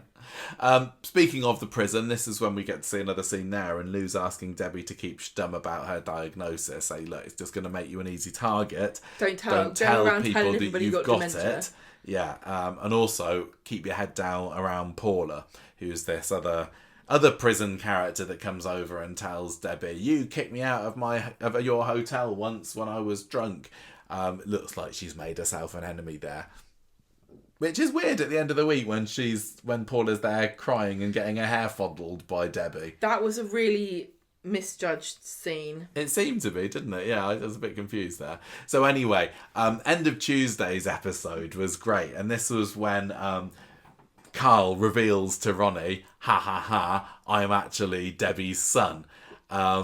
And I didn't see this coming whatsoever at this point. I think when we were talking about doing our reaction video on Monday, we were saying, well, there's still plenty that needs to come out before the 23rd of April, but I wasn't expecting this particular bombshell to drop the very next day. Yeah, because Ronnie goes up to Carl and goes, I rumbled your plan and your little friend won't be helping you. Yeah. Why the hell Debbie hasn't told you to pound sand, I don't know. Yeah, and he's like, well, actually it's because I'm her son. Ha ha! She chose me over Kevin and now she's going to choose me over you. So that is a brilliant moment of overconfidence and overinflation in his little mind that is going to be all the more satisfying when everything goes wrong for him eventually. Vinter Morgan was totally left hanging by the script here because Carl's there going, I'm her son. What are you going to do about it? She loves me more than she loves you. And he was like, I can't say anything. There's no words in the script. I just stand here and look confused. Like, in real life you go, what the hell are you talking about? I thought that there was less reaction from both Ronnie and Kevin than this bombshell merited, to be honest, because the next day... Genuinely, I agree with you. I was so disappointed by this revelation. Yeah. The next day, I mean, Kevin's mad about it when he and Ronnie go to prison, but... They're both like... This is earth-shattering, life-changing news that's come out here, and they're just like, that's really annoying, actually. Yeah, go ahead, Carl. Is this not just in their characters, though? Like, oh, emotion, what to do? Punch, just punch. I suppose punch. At the beginning... Don't think, only punch. At the beginning, Ronnie doesn't believe Carl, does he? Because he says, I'm going to go into prison and find out the truth about it. Debbie gets more visitors in prison than I got in hospital. She's having a great time in prison. She's living her best life. And I tell you what, another thing that I'm mad about is that you don't get free access to tea and coffee in hospital, but you do in prison. Explain that to me. Anyway, this is when we get this this bizarre scene with Debbie and Paula, whose fella's split up with her, and Paula's there sobbing away, and Debbie's kind of stroking her hair. We find, what is it? Her fella's in prison for accidentally cutting someone's fingers off, or is that why she's in prison? I can't remember. Aggravated burglary. Was this the Jonathan Harvey episode that I wasn't a particularly fan of? So sometimes they just kind of throw ridiculous situations into a script, and people talking about it like it's normal, and it can be incredibly funny. But the thing I had this week, a few times, it felt like scenes were missed out or things were assumed, and I don't know where they came from. Like, and I know it was done for brevity because there's only so much you can, the story's got to keep momentum, but you've only got 22 minutes. And so Paula just out of nowhere crawling into Debbie's arms for emotional succour. Where did that come from? And then was it I don't know if it was Thursday or Friday when 1 minute Carl's in being interviewed at the police station, the next minute he's not in the police station, he's out, but he hasn't acknowledged at all the fact that he'd been in the police station. Usually Corrie can't resist the opportunity to show an interview scene, and they just skip right over it. I mean, I can see why, you don't have to show every single one, but it was just a bit disarming, and I wasn't really sure. It felt like they missed a scene out. Yeah, well, you said on one of the shorts this week, didn't you, about the 22-minute format not working for you in these episodes this week, and I would agree on the whole for these episodes. Fortunately, since they'd made the switch last month, I've been generally happy with how long a 22 episode has seemed, because I was really worried that it would feel like things were ending before they got going, but on the whole I've not felt that. But there were some this week that the credits started rolling and I was like, oh, is that it? It doesn't mean that it's not going to work. It doesn't mean it's bad. It doesn't mean that everyone should have always known this was not going to work. It means that they're still working it out. Yeah. And this team, I know that Emmerdale's been doing it for a long time, and EastEnders is kind of marginally longer. But this Coronation Street team is, some of them have worked on other soaps, but, this is the first time they've done this. And it's not always going to be smooth sailing. And even when you've been doing it for years, it's not always easy to work out the tempo of a story. And even when they had 3 episodes a week that were an hour long, some of them were boring. Yeah. So let's not pretend that there's a massive, obvious, glaring fault with having this format. No, I don't think like, there is. It swings and roundabouts. There's benefits to both ways of doing it. This is a different way of doing it. And if it's what they need to do to make the soap live longer, then I think they should. And I don't think anybody went into changing the format lightly. I think they did it for budgetary reasons and talent reasons, because, you know, you've seen actors be in hundreds and hundreds of episodes in a year, and it's not sustainable for them. So, and it's not sustainable necessarily for the production to be doing 6 episodes a week, every week, for 52 weeks of a year. So you've got to be realistic about what's achievable. Yeah. And maybe it means that sometimes you watch a week where you go, this didn't work really. But who's really going to sit there and tell me with a straight face that it was perfect before now? No, exactly. And I think you're always going to have people who favour one episode length than the other. I definitely prefer the longer ones, but, you know. Anyway, so Debbie's there comforting Paula, and before you know it, she's accidentally, maybe, called her a gob on a stick in an affectionate way, and Paula's not particularly enjoyed that, and wound up with a punch, giving Debbie a punch in the face. So Lou sends Paula off. Lou has to rescue her. She comes in. Yeah. And sort of pulls Paula off of Debbie. Sends her on her way, and Debbie's a little bit upset. She's saying, I'm getting worse in here. Well, Debbie's shocked at herself because she didn't realise that she was in danger and she had been completely misjudging the situation. Well, yeah, she's been putting her feet up and actually not finding it too bad in prison, has she, for the past couple of weeks? And I think this was a bit of a shock to the system, realising how volatile people can be. Some of these people in here are not emotionally stable enough to take a gentle ribbing. Yeah, exactly. So Kevin and Ronnie go and see Debbie later on, and they clock the black eye, and she says, it was saying summer and out. It's all tickety-boo now. She can tell that there's something up with Ronnie, though, and he comes out with it straight. Carl's told me that he's your son. Is that true? She's like, nuts. She can't hide it. So she doesn't even attempt to. Kevin's not particularly happy to find out that he's been lied to all his life, and is saying, my dad took that secret to his grave. And Debbie says, it's been gnawing away at me for 40 odd years. I mean, we said that there was a bit of an underreaction, and this is as heated as I suppose it got. It just feels like in real life it would have slightly wider ripples. This happens all the time in Coronation Street, though, where the reaction that gets the most time and attention is the viewers. So we got the big reveal that Carl found out from Debbie that the truth of the matter, and that was the biggest reaction that we ever saw. Because it was us that was it was really us that was reacting. It wasn't the character. Yeah. But now we know already that the time is not being given to everybody else to react to it, because there's no emotional connection. Well, there's less. But I would love to see more of people reacting to this. I'd be quite interested to see Sally's reaction. I don't know whether we'll get it, but as a member of the family, as once was, she'd love that gossip, wouldn't she? I don't know. Yeah. She'd love spreading it. Like, I'm sure we'll never find out what Rosie and Sophie think that Uncle Carl is actually. It's also very weird the way they've worked out the timeline of this, with Kevin overcoming his depression right before he gets given this absolutely devastating news. He's been lied to for 40 years by his dad, who took a secret to his grave.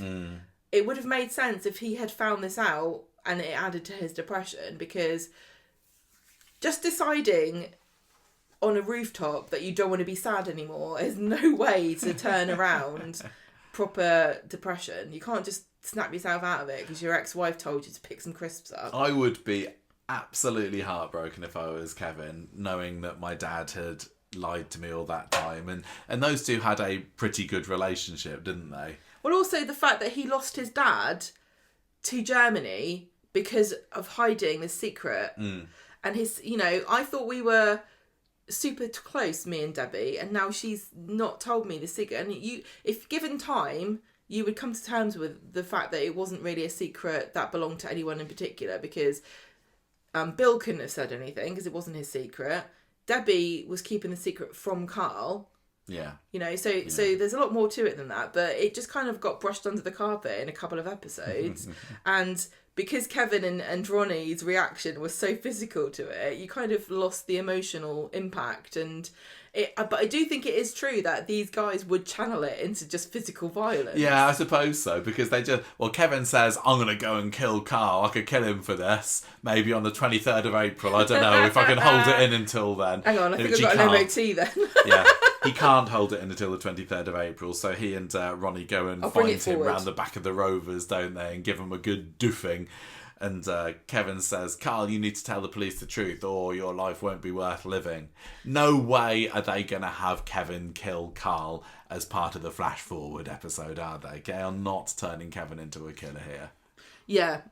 Also, the conversation between Carl and Kevin and Debbie and Ronnie was, some of it was Debbie blaming herself for how Carl had turned out because she abandoned him to Elaine, who treated him badly. And so you've got that guilt, and that sets up what she's like on Friday and with him.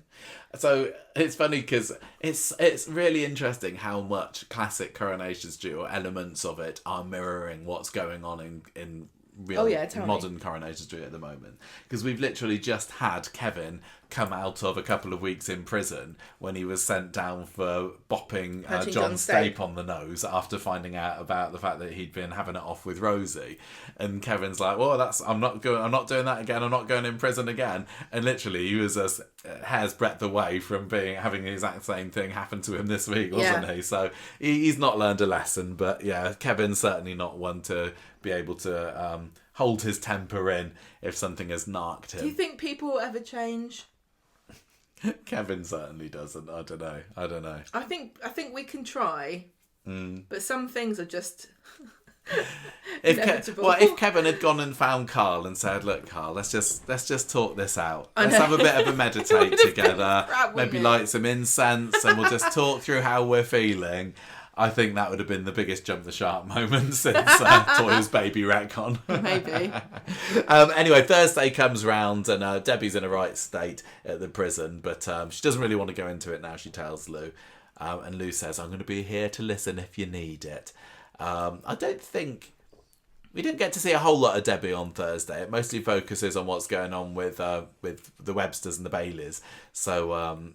Yeah, they let themselves into Carl's hotel room. And this is, again, more of why I enjoyed Ronnie this week. He was just doing whatever he fancied. He's like, yeah, I'm the boss of this hotel. If I want to walk into one of my hotel rooms, then I will, actually. I also love the fact that he owns, because he's married to Debbie, technically he owns the hotel. But it still looked like he broke in using like a brass little door plate or something. Like, why you could have just surely there's a key. And they both burst in like it reminded me of Scooby-Doo and Scrappy-Doo. It was so funny watching Ronnie like stomping around like big man Ronnie, and then Kevin's next to him going. Well, they can't Carl down the police station, and Carl ends up turning the tables back on them and saying, well, I want them done for assault. They could have seen that coming. Because Kit's there behind the desk, and they all come running in together like a bunch of kids after playtime, blaming each other for a conker. Oh, I know this well. Yeah, so they're all run up to Kit going, Sir, he's secretly somebody's son. No, guess what? They beat me up. Well, he was a drunk driver. Kit's like, have you told the lunchtime supervisors about this? Because somebody else could have dealt with this and not me. I've got my paperwork to do. I don't want to be doing this. He says, everybody, right, so let me just get this straight. You're accusing these two of beating you up, and you two are accusing him of causing the accident that Debbie's in prison for. Right. This was the episode where everybody was interviewed, yet none of it was shown, wasn't it? Yeah, everyone this was very much sped run to the end of the episode. You all individually, yeah, okay? Nobody wants to see that though, so let's just go straight to the end of the day when Kit comes to number 13 to tell Kevin, I'm not going to do anything. No, I've decided. You're not having charges pressed against you about the punch because it's your word against his. We're not reopening Debbie's case either because Lisa's not in the mood for that. So just be smarter next time, please. And Ronnie says, yeah, we're not dropping this. We are going to be smart about this, yeah. Kit comes in, he's like, I looked at the forms. And honestly, Like, I know it's not Friday, but it feels... Do you know what I mean when I say it feels like a Friday? And you guys don't do nothing on a Friday, do you? So I was like... Forget it. No, just, yeah. Just no. Carl is not dropping this, though, because by the end of the episode, he decides that he's going to go and see Debbie and probably get her on his side. Yeah, Debbie gets told she's getting a visit from her brother, and she's like, oh, is Kevin coming? And they're like, no, your other brother. And she's like, oh, it's Carl. It's my son. We didn't get to see a whole lot of this story on Friday. There was only a couple of scenes, wasn't there? And so he goes to see her and he hears all about her delicious stodgy puddings. You were thrilled. I was thrilled about whoever it was today that put the word stodgy into the script, because Gemma and I have a long-standing debate about that word. And I would say that the word stodgy can be the ultimate compliment to a particular type of British pudding. You know, just something that really clogs up your arteries, like a nice bit of chocolate bread and butter pudding. It's delightfully stodgy. Bready. And you said that if ever I described anything that you made as stodgy, you would... No, hang on, let me tell the story correctly. Okay. In my world, the word stodgy means it's cloyingly badly made and you have done something wrong. Like, if you had a stodgy Yorkshire pudding, it's too thick. It's not crispy and light. It's stodgy. It's soggy and like sometimes you just want a bit of pappy slop. No. It's like you haven't cooked it correctly. Like, if you had a stodgy bit of bread, it's because it's not baked right, okay?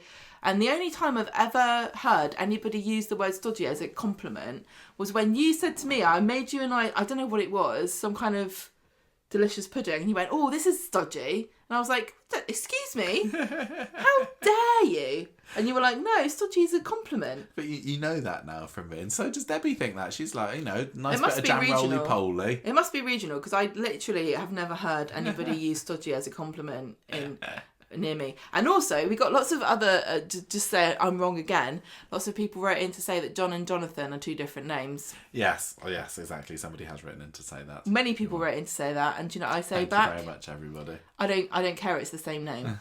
No, it's not. It's clearly the same name. Not going into that now. Right, Debbie, what's your favourite Pridden pudding? That's what I want to know. What's your favourite jam? Is it the spotted dick? Is it the jam roly-poly? Is it what other classic British sticky toffee pudding? Jam. Sussex pond pudding.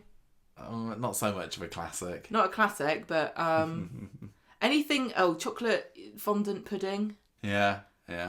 Anything that anything you apple boil. Strudel. That's a school dinner pudding, isn't it? Oh. But not stodgy. Anything you can have custard or cream with is a stodgy pudding. Anyway, Debbie's talking to Carl and saying, well, Adam's saying my appeal's going through, could get an early release, actually, and when I do, I want to get some quality time with you. But he says, I don't know whether I'm going to be able to do that, actually, because, my money's running out. I think I might have to disappear back off to Germany again, the land of... free money. The land of free money. I don't know whether he's just remembering the hyperinflation that was hitting the country 100 years ago. It's like, there's towers of money all over the place. The children play with it in the streets. But it's the wheelbarrows of it. It does the trick, but Debbie does realise briefly that she's being used as his personal golden goose, as she puts it. But he's able to play it so that she ends up saying, okay, then you can have some money. He says, I've got to take responsibility for my life, but I need money to do that. And I don't know if she accepts that she is the golden goose or if she forgets she said it. But she tells him she's going to get Ronnie to give him some money. It's partly because she's feeling super guilty still. This scene, we're not going to get to see this, but I would love to see Ronnie get this message, give Carl money. Yeah. I'll give Carl a knuckle sandwich. Well, I thought that we would see that because I think this is fairly early on in the episode, and then it was just we didn't see any more of it for the rest of the show. But yeah, that's going to really grate on Ronnie, isn't it? Having to transfer that money. I just wouldn't do it. If you're in prison... Oh, maybe he will refuse. If you're in prison... You can't demand that somebody does that with But it's your money. Can you conduct a business while you're in prison? I don't... Can you phone the bank yourself? Can you, do banking? I don't know. That's a really good point. Yeah. Possibly. I don't know. Possibly. So, did you enjoy the developments in this story this week? Yeah, I mean, it's ups and downs. I did love the combo of Kevin and Ronnie rampaging around the street, beating Carl up in various different ways. Carl still coming out smelling of roses didn't go down too well with me, but he'll get his comeuppance at some point, won't he? And I was very pleased to see a little bit more of Lou and Debbie in prison as well. I just love Kit being like, well, you're all as bad as each other, so I could give you all detention, or I could just pretend I never heard this. Right, yeah, exactly. Should we just apologise to each other now, please? And that's the done with it. I won't have to call your parents then. Shake hands. Right, Sam Cam. I enjoyed this story this week. Lots of lovely Sam. Just a little bit frustrated that he was thwarted by the end of it. Do you want to give us a quick rundown of what happened here? Well, on Tuesday, Sam's got to do revision in the flat. And he's doing his GCSE a year early. Maths. GCSE maths a year early, we found out today, which is a brave move. But I think, lots of kids are doing that these days. They? I hear that early GCSEs and A-levels are becoming more of a thing. With people? It seems to be like so they can squeeze more in later. No one cares what you get. Maybe it's more competitive now, but maybe it doesn't matter. Yeah. I don't care. So, we had the "What's your favourite jam?" from Daniel asking Sam what's your favourite jam, and Sam said strawberry. Strawberry, which is because he's a bland, boring sod like me. You don't even like jam. I love strawberry jam. I've migrated from not liking jam to quite liking strawberry jam, but still, the idea of jam on toast does not seem right to me. That's jam bizarre. is a pudding thing you have with your puddings. But you make have it toast on your bottom on your into sponge pudding cake. while you put jam on it. No. When was the last time you had it? I've not had it once in my life, jam on toast. And your wife makes delicious jams from for produce that she painstakingly grows in the garden, and you don't even care. Yeah. Why did you want to know anyway? Is it just so that you could surprise Megan with a... I don't understand why you would solicit advice from a child about what sort of jam to bring your girlfriend. Well, Sam is a very knowledgeable, worldly wise kind of guy, isn't he? You could ask 1,000 people and you'd still get the same answer, that strawberry jam is the most popular jam. And I bet when he went to the shop, that was the only one that was there anyway. I can't see that Deb has got that much of a selection out on the shelves. He doesn't have pistachio biscuits. He doesn't have anything but strawberry jam. Strawberry jam and a bit of marmalade, maybe. Yeah, strawberry jam and marmalade, that's it. And maybe some apricot if people are baking. Or raspberry.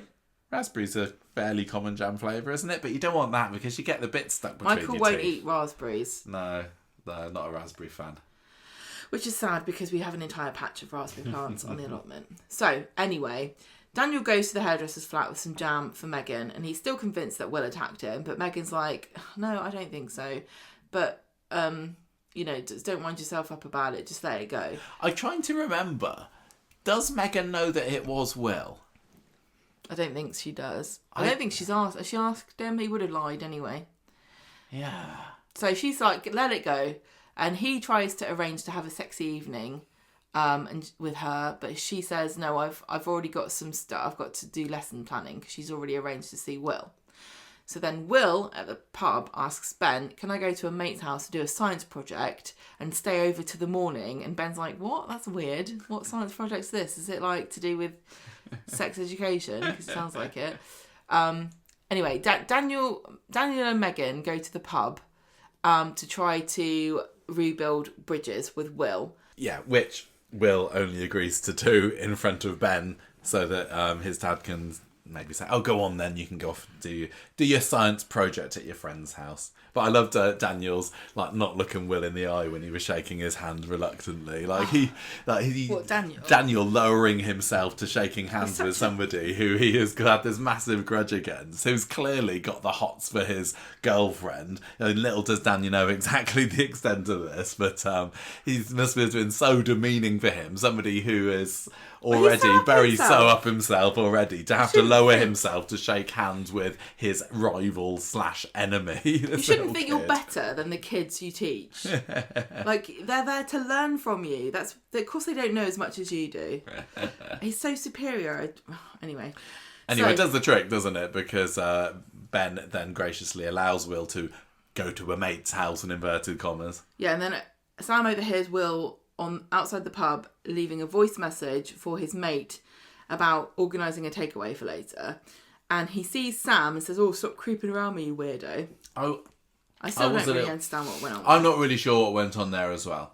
Did he go to a mate's house? Or did he... The way he was talking on the phone, it was not as though he was talking to Megan. But he wasn't aware he was being watched, so why was he pretending? I didn't know whether he was, like, phoning his mate, saying, look, if Dad rings you, then let's say that you're at my house. It wasn't important anyway. So Sam... Well, the most important thing out of this was the weird way that Will was holding his phone and talking into the top bit. He was like pinching it at the top, wasn't he? And then speaking into the bit where the sound comes out. Is this what kids do these days? It seems so. So later on, Sam is staking out the pub and Will comes out and he tails him over to Leanne's front door. And he's like, what are you following me for? I'm going to just see Miss Walsh first about a race.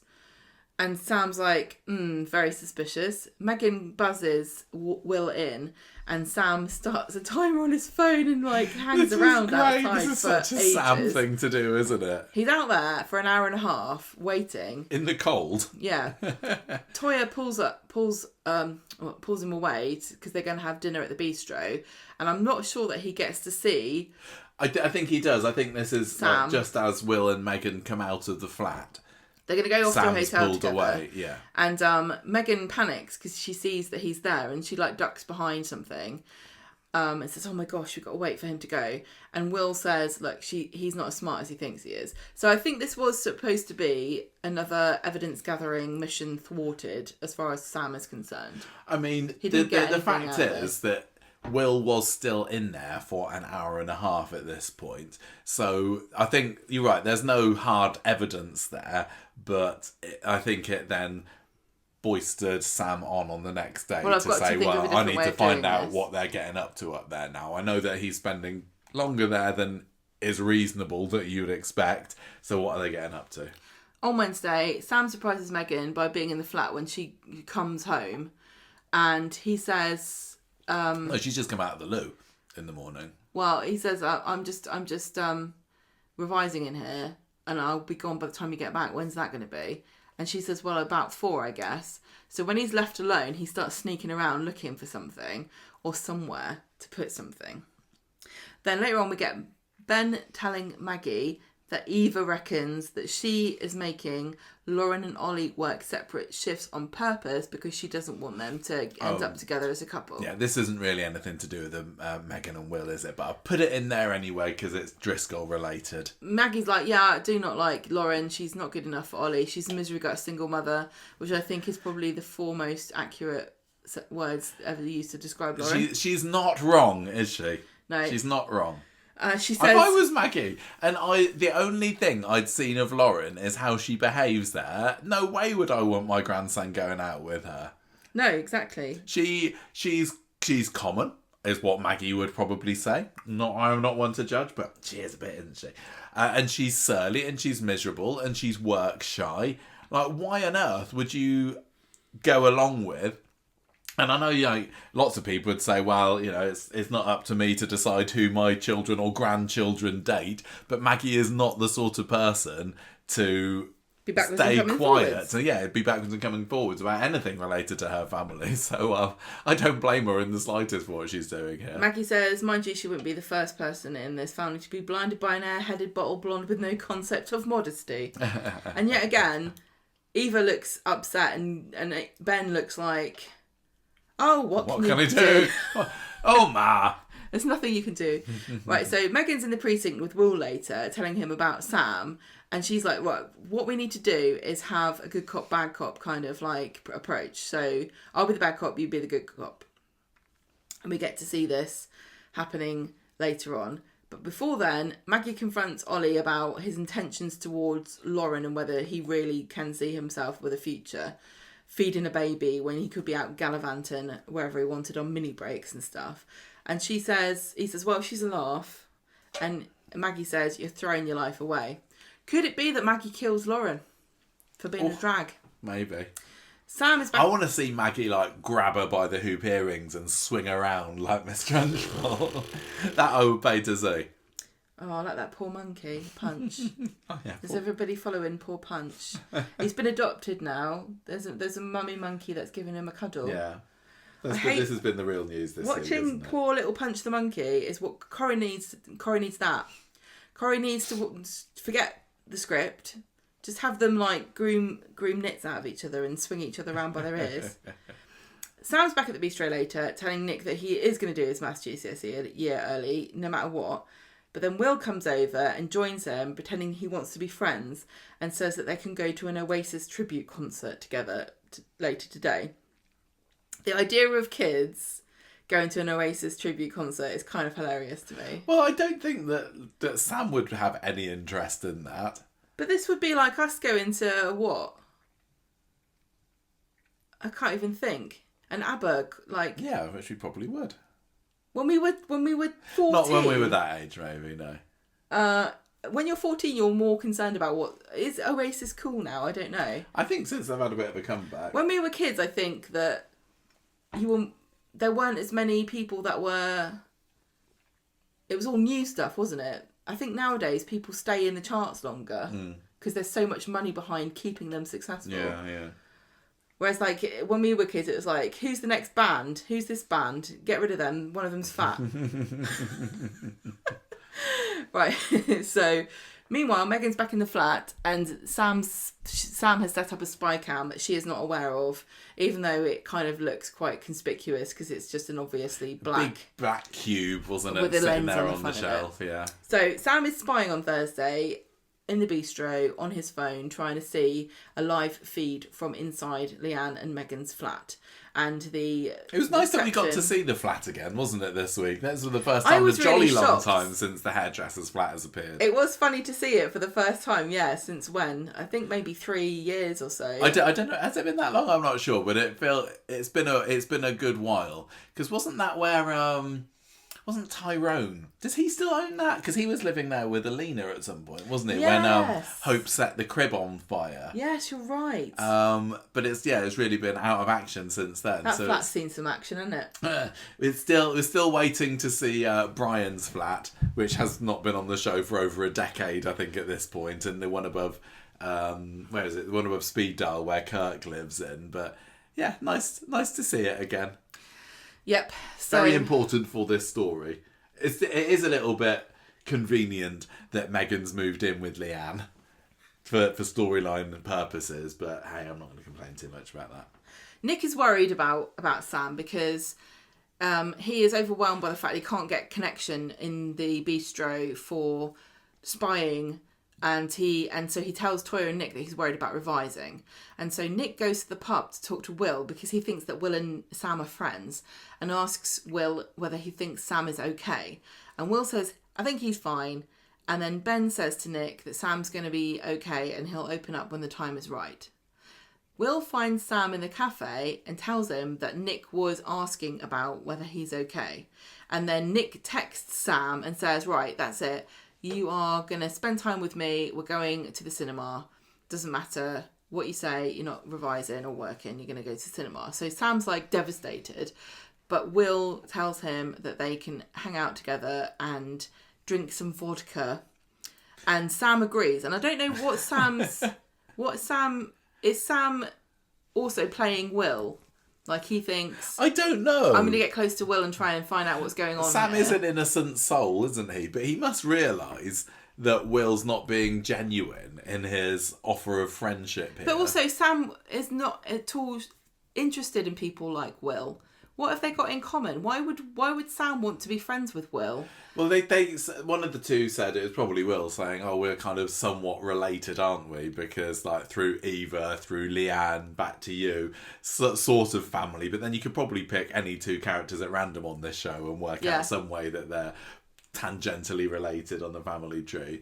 But yeah, I don't think in real life Sam has got any reason to like him. I wish that we had some proper friends for Sam, because he's been at that school for a while now and he's literally, his only friends are family members or other people. There's no time for anything else. I'd really love for them to have a story with him where he just gets a mate who's just another nerd like him, because they've sometimes had that in the past, haven't they? Sometimes characters have had school friends, like Ryan Connor went through a phase and he had a couple of mates at school who were just his schoolmates and not major characters. Sarah's friend. Yeah, I think that developing something like that for Sam would be lovely, and I get that you might say, well, children like Sam find it difficult to make friends, but I think he still would have somebody. There'd be someone in the science club that he'd be mates with, wouldn't there? I want to meet them. I'm thinking about changing ends with Alan Carr's Changing Ends, and he is, he's a character as a child in that show, and he had a little friend. He was a kind of mousy, kind of the girl. Hermione kind of character who was only hanging around because she fancied him, but she was also very serious, and she's like a little mini Sam. Yeah, that's what he needs. He needs a little mousy Hermione. Because he's got no confidant at the moment, has he? He's got nobody to share his theories. I don't know what he's up to or what he's thinking. I want him to have a little plotty mate. Yeah. So Sam and maybe he could be friends with what's her face? She's already been cast. Young Costello, the daughter. Yeah. She had glasses. Ergo, they are automatically perfectly both suited. Nerds, aren't they? So both perfectly suited to each other in friendship nerdiness. Yeah. So Will and Sam go and hang out in the precinct with their vodka, and Sam asks Will if he likes Megan more than just being a sports coach. And Will's like, well, she's pretty, but that's about it. Then Daniel sees them and runs over because he sees Sam taking a swig of vodka, and Will runs away before he can get caught, but Sam gets a lecture. And Daniel's like, oh, are you okay? What's happening? Do you want to talk? This is very much not in character for you. But then Daniel takes him to the bistro and dobs him in. And Sam says, sorry, I did something wrong. There's something been worrying me. And it's a fake out because he says, it's that the rest of my life is over if I fail. And they're like, oh, God. Yeah, you think that this is the moment that he's going to reveal his suspicions about Megan, but he's keeping that under his hat at the moment, isn't he? What, fail your GCSE maths exam a year before you're supposed to take it? I think it'll be all right. Sam is definitely, I think, the sort of kid who would be overly worried. I had a nervous breakdown. Yeah, unnecessarily, but you wouldn't know that at the time, concerned about the whole of your future is going to be decided on. He would do really well. Every kid hates it, but there's so much pressure. Well, there's a lot of pressure on the intelligent ones, on the boffin kind of characters, isn't there? Well, we don't look. I would have said the same thing, but thinking about it, I have no conception of what it was like. We were in set one. This isn't me being egotistical. It's like we had a lot of expectations on our shoulders, and so therefore there was a lot of pressure. But that doesn't mean that children who were not necessarily expected to do incredibly well didn't feel pressure. Oh no, I'm not saying that. They would have felt pressure too to pass. Yeah, for sure. But if scary, no matter what your expectations Sam must are. be the sort of kid at school who's got the reputation as being the clever one. He's the one that's going to go places. He's going to be the one that gets however many A's or ones or whatever the grading system is now at GCSE and A level. Yeah, or whatever the top grade is these days. And yeah, that sort of pressure must get to you. And I think in a world probably today where everything's a lot more kind of connected and you're not just in your own little bubble, you've got the whole world at your fingertips. Maybe there's even more pressure. I don't know. I don't know, but it does make sense if Sam is worried about that. But is he though, or is he just? No, he's not. It's a lie. He's very confident he's going to get all top grades actually because he's Sam. I'm on Ritalin. I'll be fine. What is going on with his Ritalin? Why do you keep going on about it? No, I'm going on about it in the shorts. Later. But it seems like a bizarrely introduced, very important plot point last week that since he took that one tablet, nothing has come of it. Like, has he taken all 4 already? Did he just take 1? Has he got more stashed away for some other future storyline scene? I don't know. Because you were saying as soon as he took the vodka, you was like, oh, that's going to react with the Ritalin. No, I said, what does it? I don't know whether it does or not. But, yeah, it's... All that's going to happen... That storyline at the moment is showing it's okay to use Ritalin as a revision tool because it has no adverse effects whatsoever. All that's going to happen is that once Sam has a slight upper hand over Megan and Will, they're going to find the Ritalin and he's going to be blackmailed. Yeah. So they're like, don't worry, you're not going to fail.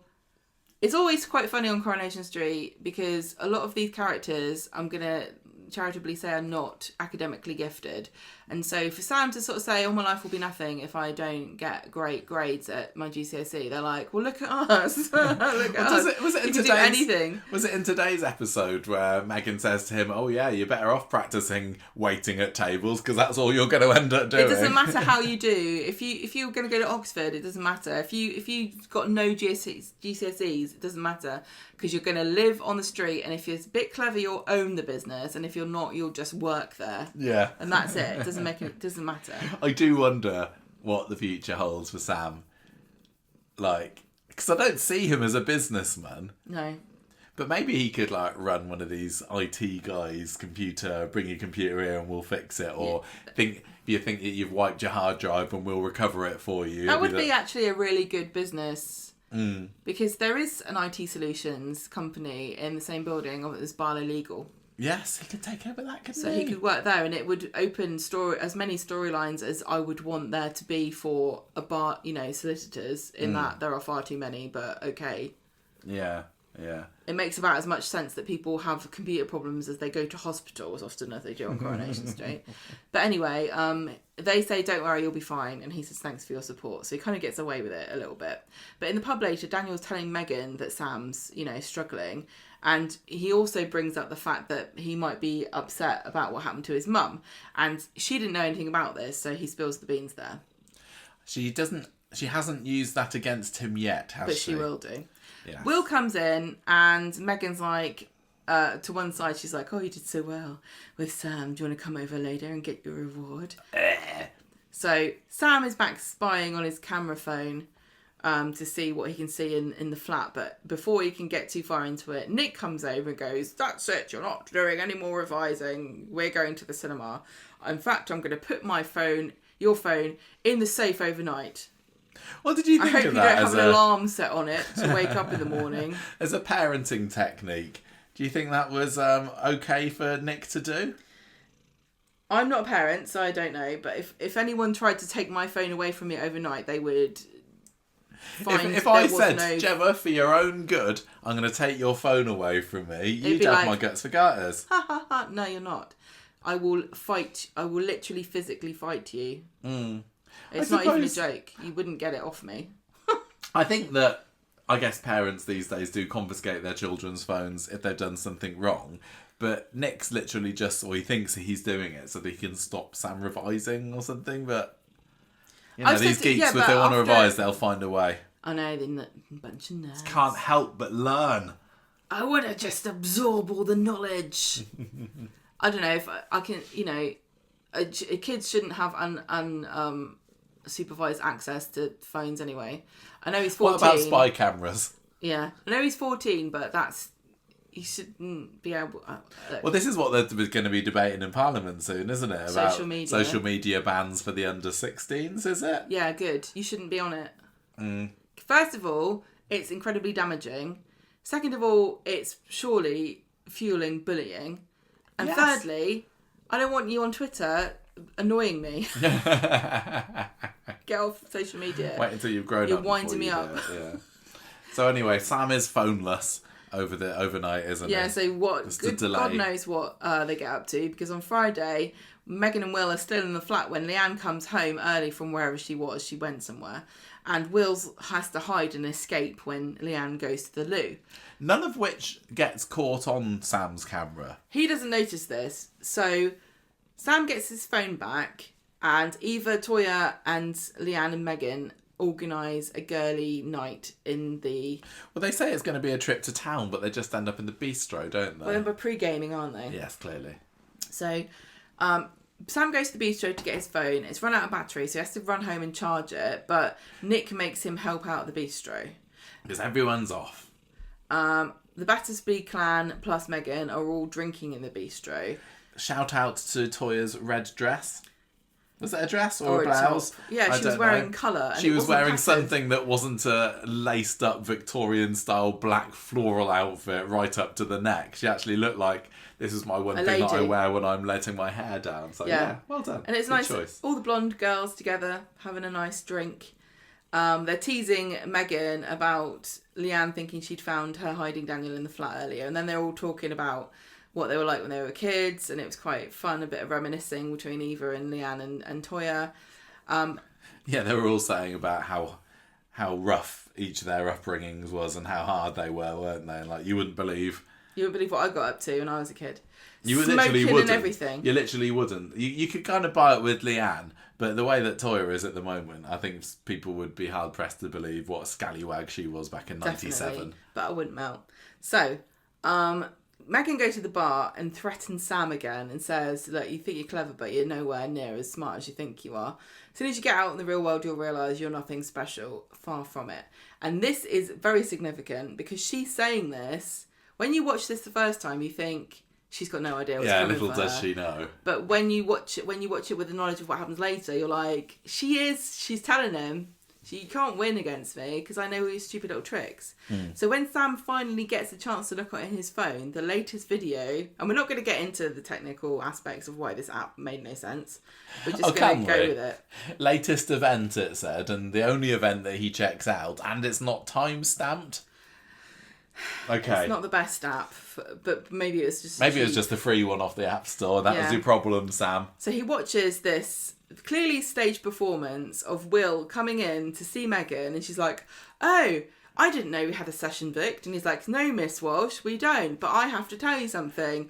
I really love you. And she's like, oh, you might think you do, but you're just young and I'm your coach and that's all I'll ever be. I loved the different layers of this because when Sam sat down to watch it, I was like, oh, what's he going to find out? And then Will comes in and is like, yeah, he's going to catch the matter. And over the course of the conversation, you go, hang on a minute. Hang on, that's not this right. This is definitely staged, but you don't realise that Sam realises it's staged until later either, Yeah, because Sam's disappointed, but you would be if you'd thought that... Yeah, you were going to get some proper evidence, and actually he's not. Because he doesn't know that his suspicions are correct. He's still trying to find evidence. So he might have thought that this was real. Yeah, but he realises... He is smart enough to realise it's staged. Yeah. So this clearly proved that Megan did have one over him, but he's not quite so far behind her. Yes. As that she would hope that he was. Yeah. So he gets home, he goes back to the flat, and Megan catches him looking for this camera, and he says, "I know you staged that. That's all fake." And she says, "Guess what? You're a little pervert." And I'm onto you. You're a sneaky, sleazing, peeping Tom. Sleazing? If people find out, you're going to be put on the sex offenders register at 14 years old. So you better keep your nose out of other people's business or I'm going to ruin you. And this was amazing. What a flip. Because I can see a world where this is right. This is true. Like, kids, 14-year-old boys can be like this. They can be. But equally...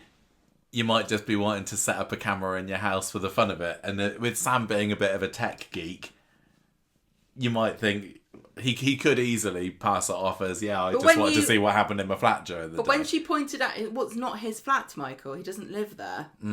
When she pointed out exactly what it is that he had done, I was like, oh yeah, that is out of order. You can't just film people who, two women. Yeah. And it's not like he's related to either of them. No. So it's not like you could be innocently going, oh, but it's my mum. I wouldn't do that to my mum. It's like, no, you're a creepy weirdo filming two women in a flat. You could get anything on there. Do you reckon that she is going to report him for that? Could he be dragged down the station? No, she's just saying, keep your nose out. But he's not going to keep his nose out, is he? Well, he's going to find a different way. Yeah. I suppose she doesn't... Did she take the camera, I suppose? But that's not necessarily... There's not necessarily going to be the footage that's recorded on there. So. No, it doesn't record on there. It records to the cloud. Yeah. There's no story. We've learnt about this from the Theo storyline. So they're at an impasse now, aren't they? And really, the question is, how far is Sam going to push this? And what does it really matter to him? He is going to be like a dog with a bone with this. But really, why? Because I think his little sense of justice and... Yeah. This is wrong. I don't even know whether it's a case of he cares for Will because no, he doesn't care about him at all. Because Bill's been horrible to him. I think it's just the genuine thought that there is some injustice, some malpractice going on here, something that he knows isn't right, and he wants to do something about it. I think it's that, and I don't think he's going to give up. But what the next stage should be for him, I don't know, because I think the camera is quite a canny move. You're not going to find anything at school necessarily. I don't know what's next. Well, Sam is... If I was him, I'd probably try and lay low for a little bit. Sam is sulking in Victoria Gardens when Nick finds him, and Sam's like, no, you can't help me, no one can. And meanwhile, also, Maggie catches Ollie and Lauren having a frolic, and then Maggie tells Lauren that Ollie is a player and there's no chance. I mean, what Sam should really, really be doing at this point, and quite to be honest, so should most soap characters at various points in their storylines, is just setting their voice recorder going on their phone and getting into a conversation with Megan, because Megan is outright threatening him. She's being completely unprofessional.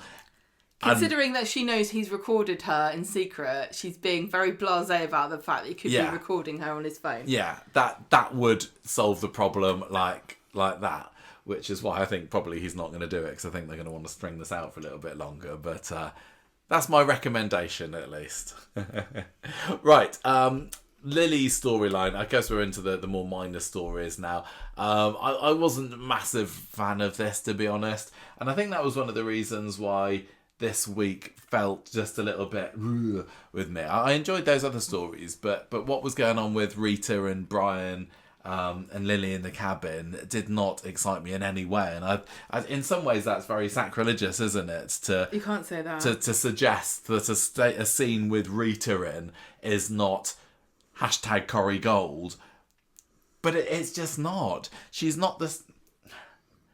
To me, putting Rita in a scene at the moment, and I don't care if I'm digging myself a bit of a grave here, is going to make the scene worse most of the time. What? You think that Rita makes scenes worse? Yeah. Because she's not the same Rita as she was.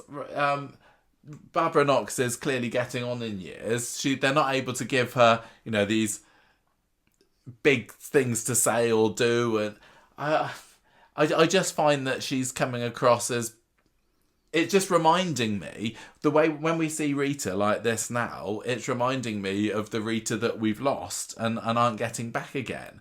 And having, her say, oh, I've just got a text from Emily.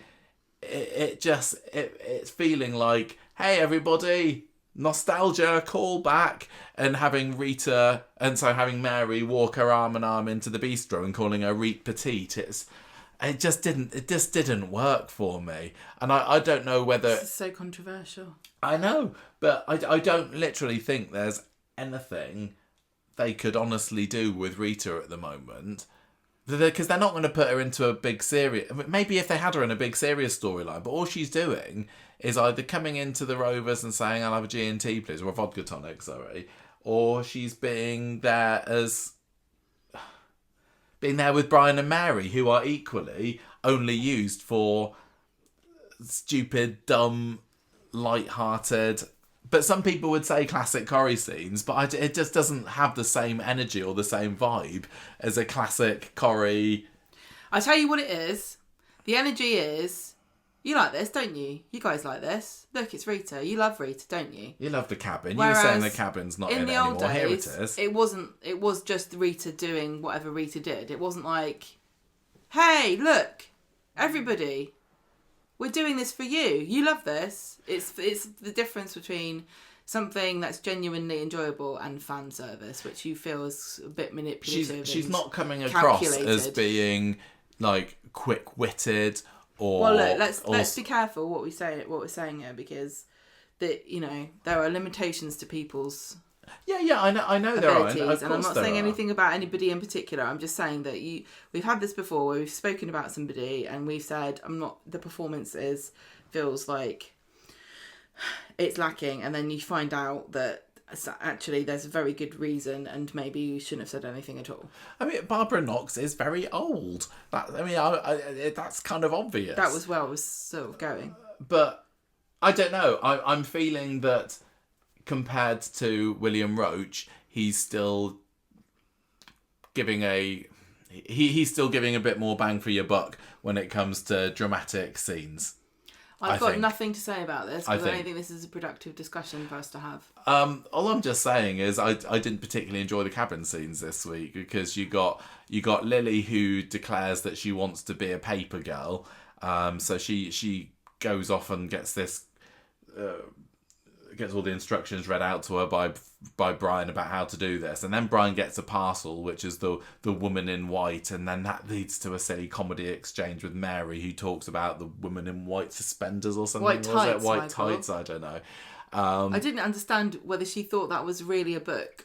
Who knows what Mary thinks about anything or what she really believes, but Lily, who I'm really, really not particularly enjoying the characterisation of at the moment, is a bit of a prissy cow of a character, ends up dumping all her papers in the bin at the precinct, and it's down to Hope, who is all of a sudden the more reasonable of the two teen girls, to come back into the cabin and say, hey look, I found all of these papers. She was just trying to get in trouble.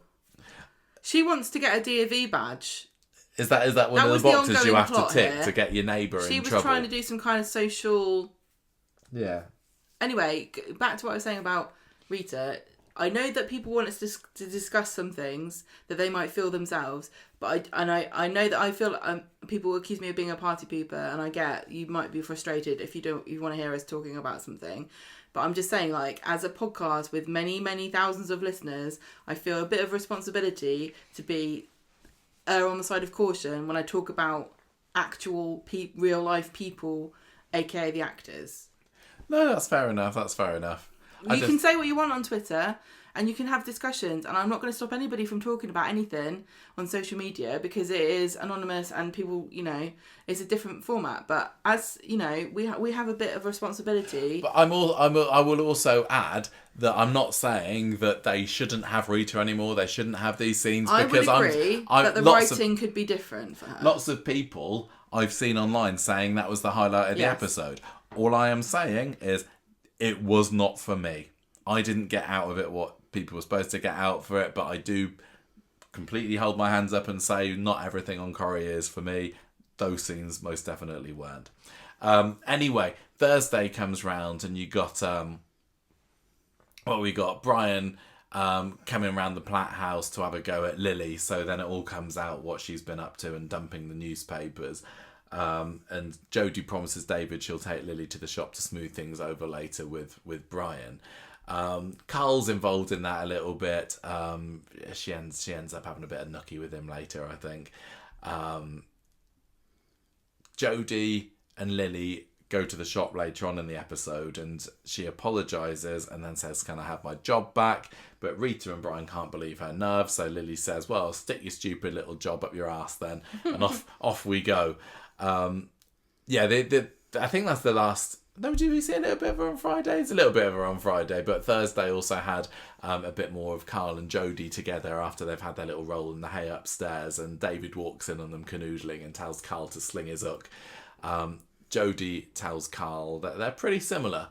We've been let down by our families, we've got to get by ourselves, and I'm here to take what's owed to me, and so am I, says Carl. So they're both delightfully villainous together. I think, was that the first time? Because they'd been keeping their little affair secret, hadn't they? Up until this point. So, well, yeah. I guess it's out in the open. Well, people had known David that they were knows. flirting and kept telling her to leave him alone. Yeah, but I think she'd been kind of publicly pretending that she didn't want anything to do with him. So, hey, now David knows that they're an item. Jodie on Friday's episode goes on to Hope about how old-fashioned Brian and Rita are, and she lies that they were going to make Lily pay £50 for those papers. And Hope's like, well, they've been kind enough to me. I don't know what the problem is. I don't know if she was lying. Who? I don't think she Jodie? Yeah. I don't think they were. I don't know. Lily joined in with it, didn't she? But it felt like everything that Jodie says is just stirring something up at the moment. No, no. Jodie is trying to ingratiate herself with Lily by making any enemy that Lily has into her enemy as well. And so she takes Lily's side in everything because she's trying to recruit her. She's trying to recruit her and turn her away from Shona, isn't she? Yeah, she's trying to be like, oh, your parents don't get you, but I do. Yeah. But this also leads Hope to feel a little bit delicate and a bit paranoid, insecure. about what Brian and Rita might be saying about her, and lo and behold, when she's out the back in the cabin later, they do overhear them calling her thick, and then she says, "Well, then what is it?" She starts talking about the Kardashians, doesn't she? And Brian says, "Why don't you just read a proper book, not Gossip Mag?" So she drops out, and then after dark, we see a mysterious pair of legs come into the shop. And take Brian's book. What fiend? I mean, this could be the sixth victim, couldn't it? We've got another villain on the block here. Was I think it was just supposed to be Lily. It's clearly Lily. It wasn't Hope. It's going to be... That wasn't Hope's legs. It's going to be blamed on Hope because she's the one who was talking about books. Yeah. Or being accused of not reading books. Yeah, I'm really struggling to like Lily at the moment. Really. Yeah, Lily's a little cow. Like, I think with the old Lily, I didn't have that much thought about her. I didn't love her. I didn't enjoy how everything about her was football, and that was the extent of her personality. I can't imagine Lily even knowing what football is. Yeah, but this Lily she's just turned out to be a lot nastier than she seemed to be going towards. I don't know. She just reminds me of one of the popular girls at school that was mean to everybody. She's just got that, like, she's too pretty and groomed. That's what they were always like at school. The ones that were mean were always, like, nicely, pretty and cared about what they looked like. She doesn't seem like the sort of child that David and Shona would raise. Yeah. Well... I don't know. Some mothers do have them, Michael. That's what they said about Ted Bundy, wasn't it? Yeah. Okay, Mal, Gemma, quickly, what's he been up to this week? He is pretending to like crystals on Tuesday. And going on about angel cards and stuff, and trying to engage her, and she is not interested whatsoever. And he leaves a card for her, and when she turns it over, it's the surrender card. Obviously, that doesn't go down very well. And Jodie's stirring things up, telling Mal that Bernie admitted that she appreciates him, and this only spurs him on because on Wednesday he's asking Hope, Joseph, and Chesney to tell him some information about Bernie because he's like, oh, we'll do a little trick where you do jokes with each other. What animal would she be if she was an animal? Quickly, tell me now. And Chesney's like, I don't even... Chesney looked like he forgot what animals were. Dog is the only animal that Chesney knows. She'd be one of them sad little monkeys with a little... You're thinking about Punch again, little ginger mum who's dead. She's a little mother hen, isn't she, Bernie, at the moment? On Friday, Mal gets a lovely bacon balm from Bernie and gives her a tip, and she's like, oh, thanks for this, I'll give it to everybody, and makes a big deal about not really accepting She's it. really doing the best she can to shake off his unwanted advances. And this is really interesting to watch as a woman, like, who... These are the tactics you have to employ, because you don't want to annoy him, because he could do anything. Yeah. You have to, like, politely decline and not engage and try to hope that he takes the hint. Well, she's also, remember, hiding the fact from Dev that she had anything to do with him. So she knows that she can't overreact too much. So she's got herself caught into a little corner here, hasn't she?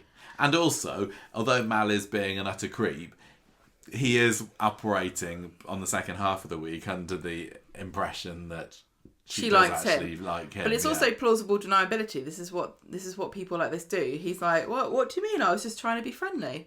I wasn't trying to. I hope this story picks up the pace a little bit soon, because it's been kind of spinning its wheels. It's been featured very lightly for the past 2 weeks, hasn't it? Is it? Are we going to see a big development of this next week? I don't know.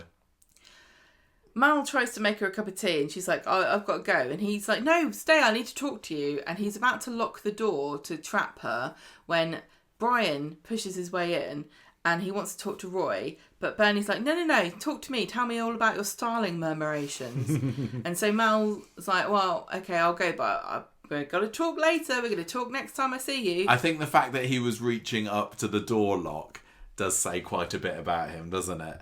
It's really frustrating because at a certain point... This is putting him in Sarah Louise territory with Eli last year. Yeah. Was he about to do a bit of a sexy dance for her? You do have to just stand up, but it can be really scary because you don't know what the guy's going to do. No. And I still I bet you every woman who's listening to this now has had an experience like this, where there's a guy who is not taking no for an answer, and you do not know how to handle it, and it gets scary. There's nothing inherently kind of dangerous or... Yeah, but you don't know. This is you the don't point. know. He's a mystery. We still don't know whether Alice even exists, do we? When you're a he woman, seems like a really nice guy. How do you tell the difference between a man who is just misguided about what the future of your relationship is, and a guy who's going to kill you? Because any of them could do it. The fact that he was loitering around outside her house last week is definitely a bit of a red flag. But she didn't know that was happening. No, exactly. But at the moment, he hasn't done enough to make me think, oh, he could turn violent. He could... Why? Number one, you're watching a soap, so you know it's going to be the worst possible case scenario. And number two, I think you're watching it as a man who's not had this... All the women watching this are going, this is bad. Get away. Yeah. And Bernie knows it. She's trapped. Bernie knows it. You can see it in her eyes. Do you think this is the time where she needs to come out and tell Dev? I suppose it's one of these things where you could say, yes, she definitely should, but she probably won't, because soap is all about people making bad decisions. Well, also, he got really upset the last time she revealed something, and if she reveals something else that she didn't tell him, he's going to get even more upset. Mel's clearly not going to back down at the moment, could be left without a protector at the time she needs one most. I mean, maybe... Because really, Dev would flatten Mel, wouldn't he? Yeah. I wonder what would happen if Bernie sat Mel down and said, look, I think you got the wrong end of the stick here. I feel like you're thinking this is going to go somewhere where it's not. Would that be enough to stop him? Probably not. I mean, we saw what happened with Justin Rutherford, didn't we? The other year with Daisy. So... Michael. I hope... What? What? If only she sat down and reasonably told him that she wasn't interested, he would just understand and leave her alone. But he is still somewhat thinking that she's interested in him. But, okay. I don't want to defend him too much. I think he's fairly indefensible. He's clearly going down the bad guy route with him. I don't want to make myself look like a total idiot. But maybe she needs to just lay her cards down. You live in a different world to women. Women live in a world where you cannot really... I mean... I've had a guy who was like following me around and was creepy and weird. And in the end, I just had to shout in his face. And that was what stopped him. But I only did that because I was in public. I wouldn't have been able to do that to him if I'd been alone. I don't know how long all this electronic work is supposed to be taking. He said weeks, isn't it? So it's still... I don't believe that still could be quite a way to go. Any flat needs weeks of electrical work, but hey. Well, I think he's obviously making it Of course he is. A lot worse than it is. Do you reckon he's still going to be around on April the 23rd? Because he could very well have been another victim, couldn't he? He probably feels a little bit left out, to be honest, that he wasn't. Why not Mel? Okay, next. All we had, really, for the rest of the week was a couple of scenes with Ben and Steve, who seem to be getting a bit chummy together. And Tim's getting jealous on Thursday that Steve is... he's got a new mate. And Ben's trying to tell them how superior rugby is to football, and Tim's not having any of this, and he's like, you'll never get Steve to switch from football to rugby. So, but then on Friday, apparently Tim's gone down with a cold, which leaves Steve and Ben free to play darts together, and Maggie is not happy with Maggie this. seems jealous. But you made a good point on the short. Yes, well, I wondered when I saw this whether could this be something related to what Maggie saw in Ken's cupboard, and when we were thinking, is it something to do with Peter? How's it related to the Barlows? We didn't necessarily give enough thought time to the fact that this could be something related to Steve. That Steve lives there. Yeah, I think that we have considered, did she see a picture of Jim McDonald? I'm sure I've seen that before, but the way that she's reacting to Steve hanging around with Ben this week is making me veer quite severely away from the it's Peter Barlow theory, and actually is Jim McDonald Ben's dad is really seeming quite likely at the moment. Oh my God, and that makes Ben and Steve brothers. Yes. I do not know what to say about that. I mean, I've given up hope of Andy ever appearing on the street again, so if we want that little fraternity... Well, hang on, yeah, because they're twins. Yeah. So Maggie would have had twins. What? No, why? What? Why would Maggie have had twins? What? What are you talking about? Steve and Andy. I was like, oh, Maggie's not Steve's mum. Maggie's everyone's mum. No, you're right. Okay. So the theory is that when Jim was off in the army, Liz would remember if she had a baby or not. Jim was off station somewhere or other, and he had an affair with Maggie. And would Jim have done that? I don't know. Yeah. Was he an affair? He was. I would say that he was also very loyal to his family. I don't think he was necessarily the type. Yeah, he would beat his wife up, but would he cheat on her? I'm gonna say he's possibly not. Man. He would only do domestic violence. If he got supremely enraged when he thought that Liz had been having an affair with. What was it, Johnny Johnson or something? Was his army mate? Just because you get annoyed when somebody else has an affair doesn't mean you would do one yourself. But I think that enough time has passed and there's enough water under the bridge and enough people have forgotten about what Jim was really like that if Kate Brooks wanted to write it into the script that Jim had an affair with Maggie Driscoll back in the 80s, then yeah, whatever, of course, why not have her do that? So what Maggie saw in the cupboard could either be a picture of Jim that Steve had put in there, or, I saw somebody suggesting this online earlier, was it a picture of Deirdre with Liz? And because Maggie might have recognised Liz as being the wife of this person that she had an affair with, and that's why she's not too happy with Steve hooking up with him, because it's raking up memories of the past, and she knows that they're secretly half-brothers. So watch this space for that, I'm going to say. To be honest, I just want this secret in the cupboard to come out. This is what always happens when we have some kind of intriguing I don't think mystery. It's going to be anything at this stage that nobody's thought of. I've said this a million times. So let's just tear this plaster off and tell us what it is next week, Corrie, please. That's my wish for next week's Coronation Street, that we learn the truth about that. Would I be mad about it? Is this yet another retcon? I don't know. I would be if it turned out that Steve and Ben were half brothers. I would like it from the perspective that I like Ben as a character, and I think it makes it more likely he'd stay in the show. I would be interested to see what it means for the ongoing development of Ben and Steve's relationship, which we've only seen the genesis of this week. But I thought that those two got on well together, and they were an interesting screen. Well, couple's not the right word, but they as mates and partners, on-screen partners, they were quite fun. And I'd also be very interested to see, for comedy reasons, Tim's jealousy. Could Ben be good. The new Lloyd? Well, Tim's already there, isn't he? But then I suppose the other thing is, if Steve and Ben are having these scenes together, then that's going to be drawing Tim into the Driscoll circle. The circle of, there's a grooming storyline going on here, and is he going to get closer to Will? Is he going to have something to say about it when it comes out? Is this going to be ultimately what gets Tim to realise, oh, you know what, Trisha did groom me when I was younger? I think that's possibly where it's going to ultimately lead. I know that we're all, I mean, it seems quite clear that Tim will learn. He was groomed and it was wrong. And it's abusive, but can you just imagine the twisted world where Will learns from Tim that it's cool and they have a high five and they're both just happy. and then everyone goes, oh, maybe Megan's not wrong. Can you imagine just let her get away with it? If Tim's in a scene with Will and because I could totally imagine him sitting there going, hey, that PE teacher of yours, she's a bit of alright, isn't she? Little does he know. I don't know. I don't know. Anyway, I just hate the whole thing. Right. If I could delete one story from Corrie, it would be that. Although I will have to say that Beth Nixon is so magnificent as Beth. She's doing brilliantly, and I'm Megan. really enjoying the Sam angle.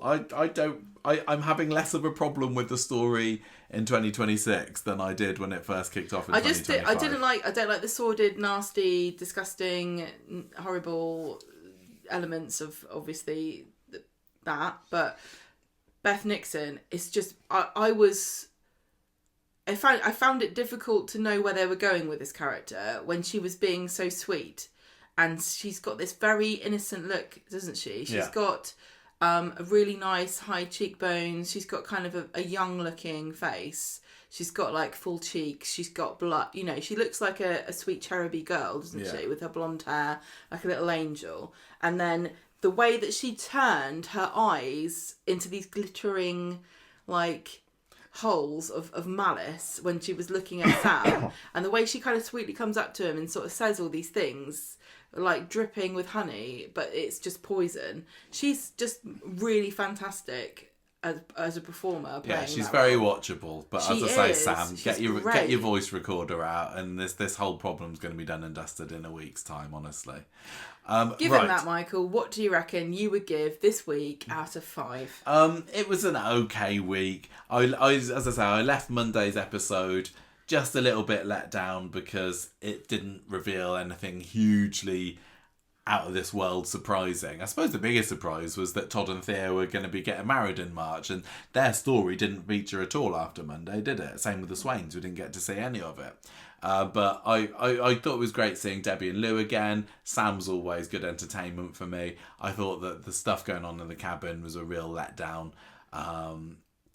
Yeah, there were just bits that I didn't get on with too much. I think I'm going to give this 3 faces like a smack backside out of 5 this week, I'm afraid. Which is still alright. It just wasn't setting the house on fire for me. I really liked Mondays. Hotel, should I say. I really, really like Mondays. I like that they're doing something different. I enjoy whodunits and murders and mysteries and things. It felt like an event on Monday. I think part of it was to do with the fact we got to watch it early, and we also had the live, and we got to talk to people, and we went to Manchester, so it was felt fun like doing a very some watching in Manchester significant week for us, and so maybe part of that transferred onto how I felt about Coronation Street. Some of the week's episodes for me were just quite dull, and I said on the short today that I'm struggling with the format, and I think that was yesterday you were saying that. All right, that I think that because we came into Corridale, and then we had the aftermath of that. Then we had a week where we didn't have the proper amount of episodes because of sports, and now it feels as though we're getting into this is the status quo, and so I feel a bit disappointed that perhaps it's not going to be quite the cure that I thought it would be for some of the things I think is wrong with Coronation Street. Right. And so that kind of like brought me down. So I've had a bit of a week of highs and lows. So what's your overall score? I think I would have given it a 4 with Monday's episode, but then a few of the other days were just a bit crap. But today, I don't know, I think maybe 3.5 feels like a pretty decent. Well, that seems to gel with the words that are coming out of your lovely mouth. What are you giving it? 3.5 watts though? 3.5 soggy editions of the Weatherfield Gazette crammed into a bin in the precinct. Okay. And who's your character of the week this week? I think Megan's going to get mine. I thought you'd probably go for Megan. Because I do think That's she's good shout. She's going to die. I did like her fringe in April the 23rd. Mm-hmm. Maybe Maria cuts it for her. I don't know. I think probably for me, the character that I was most interested in watching was Sam. I was just that's a good shout. Curious about, what's he going to do next? Is he going to catch them? What's he doing? He is acting like a little bit of a creep. But it's still very, very Samish. I do think there were some things that he did that weren't particularly in character for him, though. Like the Ritalin last week, knocking back vodka this week. For someone who, like I said earlier, has got a very clear sense of right and wrong, and this is not morally correct for this to be happening, I'd be surprised if I was surprised to have him sitting there. Yeah, I'll have some vodka. But I still think, with all things considered, I'm still going to have Sam as my character of the week. So there we go. Well, there we go. What did you think, everybody? Did you like this week? Did you like Mondays? Have you got any theories? Have you got any... If your theory is based on a spoiler, just don't tell us. I don't think there's much out there, to be honest. And like I still say, we're going to be able to have lots of theories and ideas going into the 23rd of April, but we are going to have absolutely no clue. Because they all get beaten up by somebody. Yeah. It could literally be anybody. Anyone and we're not going to find out until the actual... could do anything. The moment that it happens. Yeah. But it's not going to stop us. No, it won't stop us whatsoever, absolutely. Right, that is it for Street Talk this week.